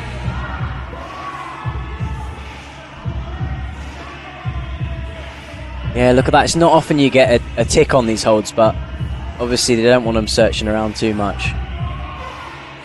I think it's sometimes a really good thing. Sometimes just give you a wee mark, because what you're trying to do is difficult enough without. Yeah, I think you're right. I think I'm a glutton for punishment sometimes. Yeah. You don't like it outdoors though. No, you can't have it outdoors. No, that's kicking. Yeah, what you're kicking holds for. It's the kind of thing I shake my head at, but inside I'm like a dancer. I love this. Whoever did this better not stop.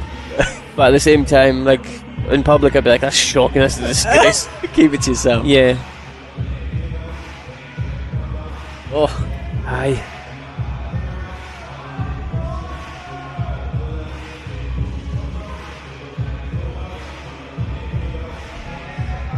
Yeah, really good.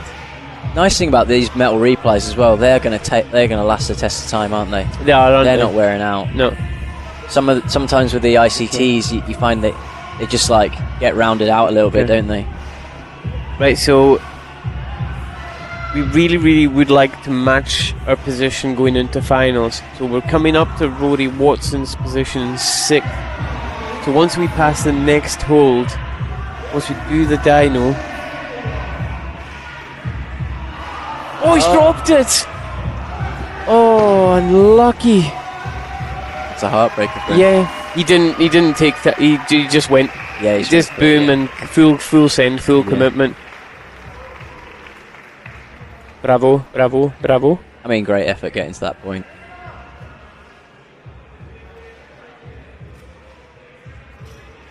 Yeah. Right, so the cup standings that we have are all provisional until the competition is wrapped up and all the scores are verified by the judges today. So it's just good fun to have a wee speculation. It's nice to throw accusations around like confetti. Yeah. I mean, rarely anything I say is fact anyway. So no. If I was to tell you it was raining, I'd probably recommend you go and look out the window. In the UK, anyway. It's just it's all stems from good intention, though. Yeah. Look at this. This is the problem. You see when they managed to keep that left axe in the previous reply, and you just get none of that swing. He was full straight body, 180, and you know at that point when you've already climbed 20 meters of technical climbing, demanding quite a lot from that forearm.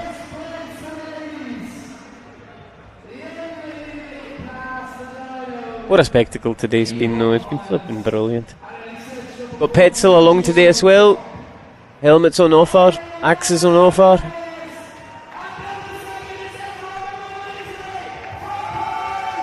Olga Cossack. So here we've got Olga coming out, and so we have said, although it's all provisional, she's got a chance to climb the standings tonight. So let's see how she can do. So this scores that we have on the right are the current standings, maybe a wee bit to go. So good performance from from Cossack here can really change things going. Do you think the Polish have been drinking? I think a few beers have been had. Look, she's laughing because the commentary booth's buzzing because the Polish team are just outside the door. Yeah. She's blushing from the support. Yeah. That's what you want, really, I suppose. A smile shakes the nerves. Yeah. So this is Olga's European Scottish outfit. Every time she comes to the UK, it's this, because all the photos from when she was competing in Glasgow last year, same ensemble. Olga spent quite some time in Scotland, doesn't she? She's almost a Scot. Loves it here. Yeah. Loves it. She's been coached at the Scottish Drytooling Club as well, hasn't she? Say that again? She's coached at the Scottish Drytooling sorry, Club. I thought you said that she had come for coaching at the No. I'm like, we ain't telling Olga anything. Like every time she comes over, we're like, please. Yeah, no. Tell us everything. But that she's you at know. the events. She's spreading the knowledge. And, set some events. Yeah. Just psyched. Do you see that they've got a new wall in Warsaw? I can't say. Oh mate, I'm heavily in the underground dueling circles. Any whispers of holds being bought, I'm on it. So there is Anything is bolted to a wall when you're there. Oh, I'm fucking sagged out my mind. Big move. Right, I'll tell you all about the wall in Warsaw. Yeah, we're getting a little bit giddy. Let's just calm down. Oh, breaking the beat. Interesting. Go on. That's a big one. I like that. Yeah. That's really, really cool. Yeah, and that just shows you what 7 climbers have been out before and didn't do that. Yeah. We're still getting new things in the end. Right, we're going on to a big hook. So this brand new wall in Warsaw, you know Slovakia? I do, yeah. Right, it looks like they've gone copy, paste. We'll have some of that. Even the same colour of wood and everything that they've put up in Warsaw. So the Polish team are horrendously strong just now. Yeah. What are they going to be like after they get that? Yeah, exactly. It's not fair, really, is it? No, it's not. Come on, Olga. Let's see how she gets through these barrels.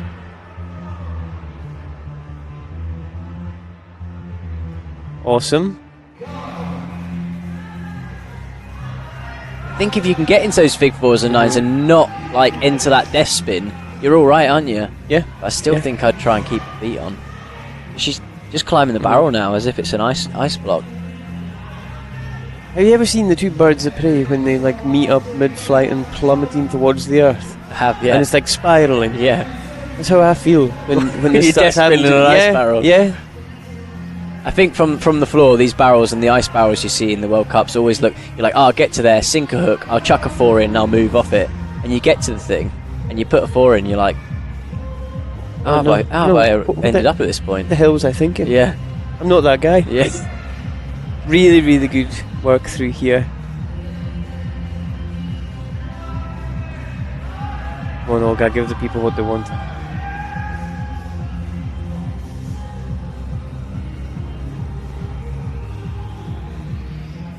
What would you say are like the key fundamentals to like a good competition climber? A good competition climber? Yeah. Well, I do think as well, although the youths are coming up and doing so well, I think with this drytooling discipline, the IQ and the experience just seems to be paying off so much. What would you take, strength or height? What, strength or height? Yeah. Strength every time. You would, wouldn't you? Because I actually think sometimes height is a disadvantage. You get stuck, you can't get into the box, or you like we've seen today on women's one of the women's qualifiers, like a hill hook rock over mantly thing. Yeah. And if you're really lanky, yeah, just as it is in rock climbing, that's going to be trickier. Yeah. You're really going to struggle. And yeah, maybe you can skip a few holds, but it's been set for a reason. Often skipping holds can set you up for an absolute stinker. I mean, you look heroic by missing a hold in and you're like, oh, what have I done? Yeah. Right, bring that axe all the way over right and then lock off. Straight up into the plate. Keeping the discipline. Notice, see as you go off the long onto the short of the right and you just bring the angle of the axe in, you're just making that hold better and better all the time. Yeah. Right, 4 minutes left. Right, so Olga's already cruising into 5th position here, gaining points.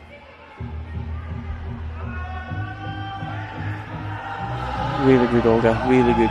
Oh, on the red. Accurate, though, She's looked at it as well. Olga's on the Athlete Commission, and she fights tooth and nails for us. She knows the rules. Yeah, she knows the score. It's completely okay. Cameraman's keeping tabs on her. Yeah. You wouldn't see it done better than that. Beautiful. Still got 3 minutes left, but we know how in this top section it really does start to sap the time. You get to this point, you think 3 minutes, loads of time, and then suddenly they're timing out on the dyno. Yeah. But you don't know where anyone else has got to. This could be the hype. Whoa! Well done, Olga. Yeah, well beautiful. done. Yeah, you've got no idea what anyone else has done, so. But this is the thing, you get to this stage, you get to the finals, and it doesn't matter what anyone else has done. Yeah. You've got the desire to top, haven't you? Yeah.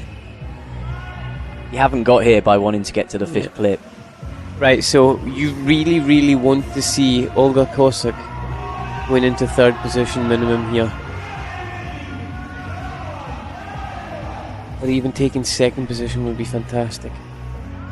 I'm sure she'd settle for 1st position.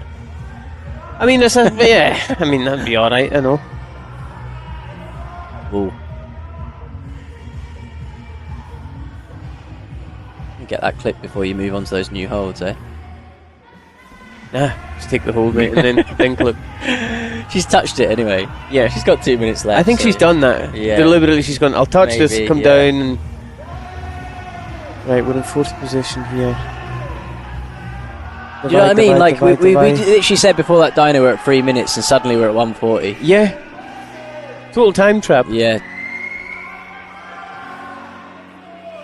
And see, after all the climbers been out, Gregor climbed that like an absolute monster. Yeah, I mean, I think at the moment he's man of the match, isn't he? He is, isn't he? MVP.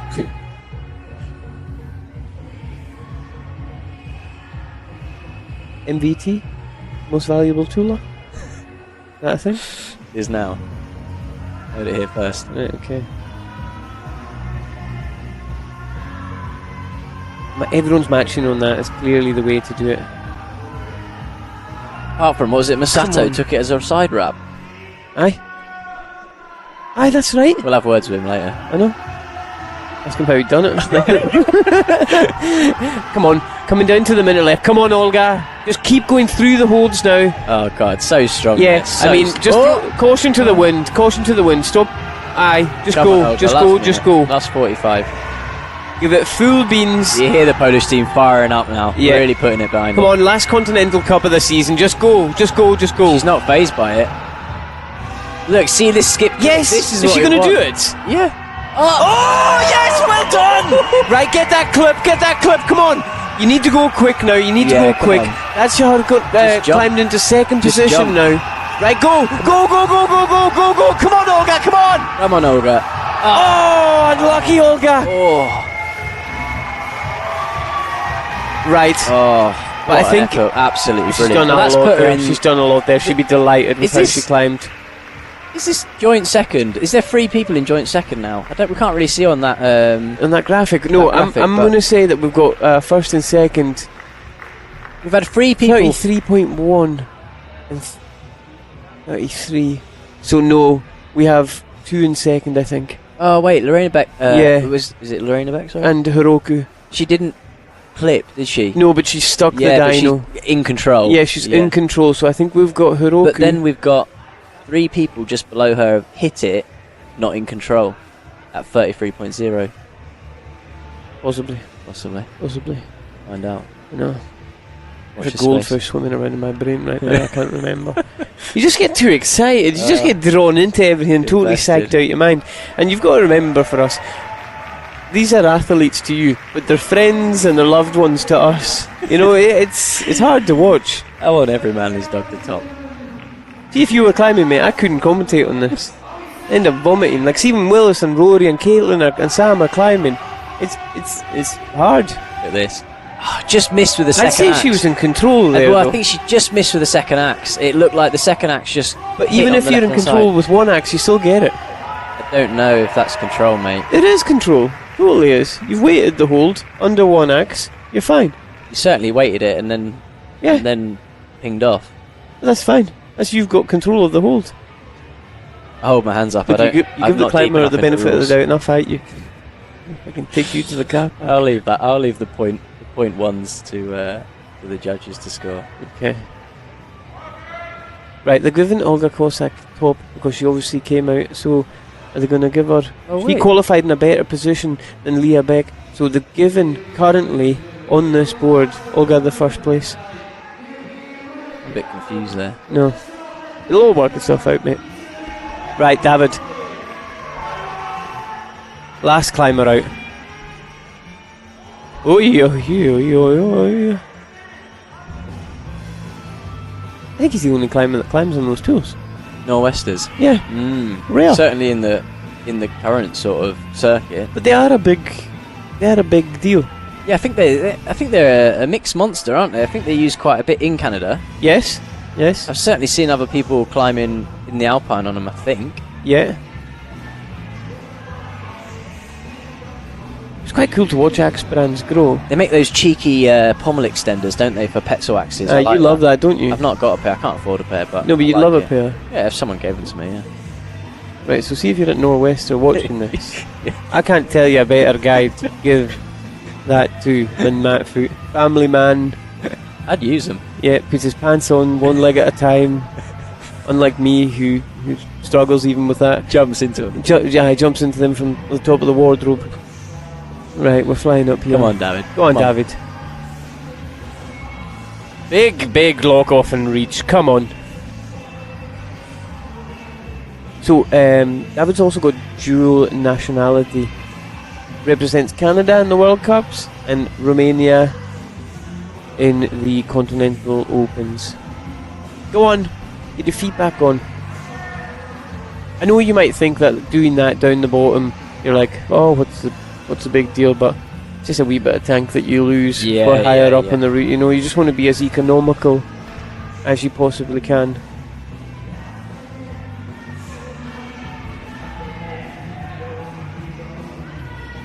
I nearly said you want to be as environmental as you can. You probably want to be that as well.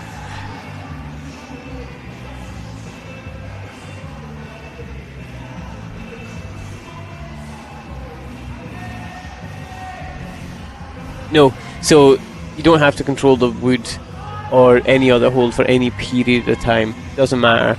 If you hold that thing for a microsecond, as long as it's underweight, you get the touch. Yeah, real. Just to clear that up. Come on, find that good bit, yes. Davai, Ale, come on, Gamba. Hoi.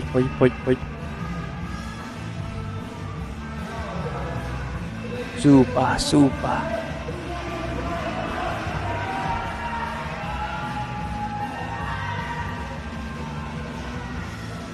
Come on, mate. Climb really well through this. Just moving, keep moving. Yeah. Kick, move, kick, move. Yeah. Come on, mate. You're doing so well. You've had a really good day out. Just get this wee cherry on the top of the cake. You won't meet a nicer guy than David, huh? No. You'll meet a nicer guy. Come on. Look at that. Oh, look at that tension. Oh. Come on, quick shake. Take the jump. Or the static transition, whatever you want to call it. Yeah, nice work. We're going to clip first. Checking the pick. He's happy with what he's got. Oh, beautiful. Easy does it.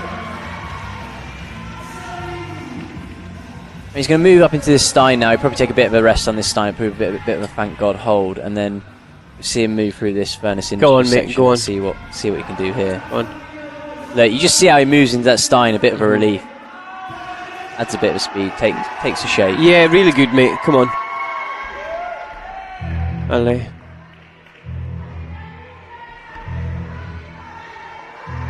Climbing to shipping off to Boston by the Dropkick Murphys. Might be too dangerous, that song. The sag might get too high. The crack might get dangerous. Yeah, keep it bottled. Yeah, come on, mate. Look at that. I mean, it's just... I mean, I feel like we just keep saying it, but these holds up here are terrible.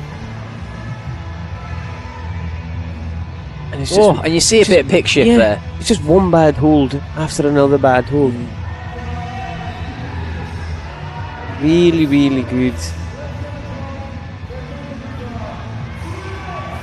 Yeah, smooth. Move through that really. It has been the day of the shoulder. Yeah, yeah. International Day of the Shoulder today.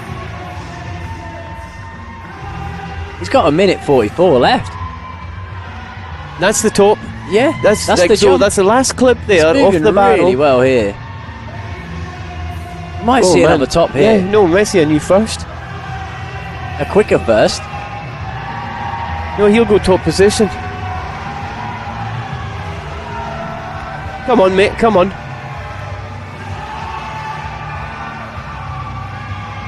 Right, okay, so next Take hold. a breath, you've got time.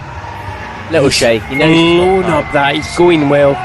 Imagine getting there and still having a minute left. Right, perfect. Oh, mate! Oh! Well, that's what it is, isn't it? And he knows it, you know. You know what? I'm just going to say, see when you're leaving that barrel, take that other axe with you. Both axes onto the wood. Yeah. Kick. You know, I'm just saying that might be the optimum way to get that. I think that is it. More points of contact what you want, isn't it? Yeah, exactly. Oh, he had it anyway. Oh, he just one-armed it. Oh, do you think he was just trying to do like? Well, I'm not necessarily trying, but I thought he had it. He's done so well. Pretty well strong done, there. David. Well done. I mean, that puts him in second. Let's just have a wee look, see about where everything stands. So They're all Wana, buzzing. Yeah. that's his wife. Yeah. Get disqualified by your Look own at wife. Willis, been like, good lad, you've done it. Yeah, brilliant. And Willis would be buzzing because all these climbers got to the top of this final. So we're talking high in this final. So Willis has to be talked about for a wee bit because athlete on the tour, World Cup and Continental Cup, president of the Scottish Drytooling Club, set this event. So not only has he set this event, I'm going to go out on a limb here and say perfectly. Right, you've divided the athletes. You all gave them a chance to climb. Yeah. Everyone's had a good day out. Well, we've seen an amazing climb. You got a free sandwich today. And some soup. And some soup. And a banana. And some banana, aye. And I think he secured second place for himself on the podium after today. Yeah. He deserves it on all the effort he's put in anyway. You just love to see effort getting rewarded. So that's all our climbers out, isn't it? Yeah. That's everyone climbed. We're done. Right, so what's happening now is everyone's shaking hands, good climb, we'll have a wee talk, we're having a look at where people think they are on the scores. So in the next wee while, you have the ability at home as well to go and look at the UIAA website, go for the live results, go down to the Continental Cups and you can look at the overall rankings. So this is what we have out in front of us here. Right, so they've given Olga the control on the last hold. Yeah. I mean, the women's has been really tight at the top there. Yeah, that's incredible. There's top 3, top 4. Yeah. Put an absolutely amazing effort. I mean, they've all done brilliant on that route. Yeah. But and that's consistency, all at the top of the table. There's a gnat split in them. Yeah. And Gregor's obviously got the top, yeah. Clipped. Top. David in second. That is Gregor's first ever medal. You think? And it's gold. I know it is, yeah. What? And with such a stellar performance top, as well. Yeah. Came out first, yeah. boshed the route out, went home. I couldn't be happier for him. What a boy. Aye, that's his first medal. At a Continental Cup, certainly. Brilliant stuff. And on a route that no one else topped, basically. Yeah, because I've seen athletes top a route when they've come out first and gone, oh, do you think it's too easy? Do you think it's No, mate, you just climbed well. No, you've just put in a stellar effort. But I've done that to you. See, when I've climbed something, I'm like, and you've been like, no, it is what it is, mate. You know, you've done it. You've done a good thing. Yeah. Brilliant. Right, this is all provisional standings that we're looking at here, okay? So, tied in 15th, Dennis and Basile. Provisional standings, so okay. So that's not changed much from today, but the No, women's Marianne, here has under the Olga in 2, second, 3, 4. Hiroku takes second, and it just missing out there. 329 and 342 for Hiroku, and 235. So, okay, so I'll just say it again. See tonight if you want to know the overall standings and everything. And I can't tell you what a pleasure this season has been. Climbing, commentating, getting to know everyone. And what a great event to finish it up with. Yeah. On this Continental Cup. Really, really happy. Sunderland have actually put an absolute sterling effort on tonight. And like I always say, see if you've enjoyed what you're watching tonight. Please get in touch. If you're in the UK, Scottish Drytooling Club, any of the athletes you've seen, we've all got on Instagram. If you're in a different country, find the athletes, get in touch, get involved. It's a beautiful, beautiful thing to be a part of, and we want to help. And it's worth noting, if you're in the area at the moment, this wall is open tomorrow for a come and try day. Yeah. The finals routes will be up. There'll be other dry tooling routes up, Yeah. and there's going to be people tooling. So even if you've not done it before and, I don't know, stumbled across this on Facebook, come down, have a go, see what it's all about. So, I've been Oz Miller. I'm still Matt Foot. See you at the after party. Goodbye, goodbye, goodbye.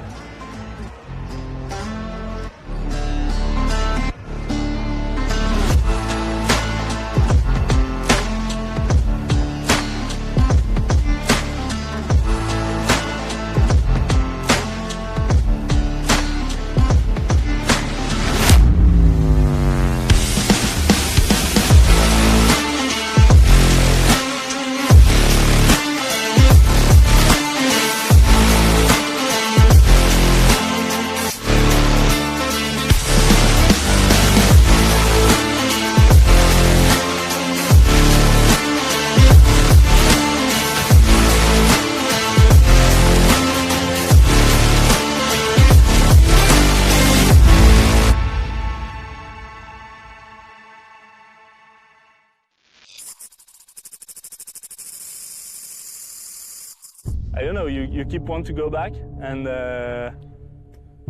you can never stop. I've been dreaming of winning World Cups, or at least being able to stand on the podium of a World Cup. What makes a champion? I mean, I think it's about kind of being able to perform at the highest level and dealing with some fairly kind of tenuous conditions. You're not happy with the place until you're at the top. Yeah, last season was almost like a comedy show.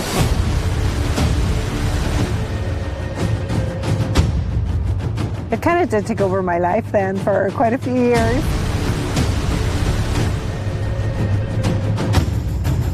It's the fierce version of everything.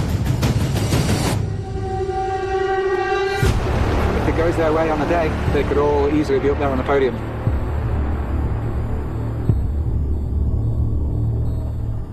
And it is a big family that kind of hate each other. Not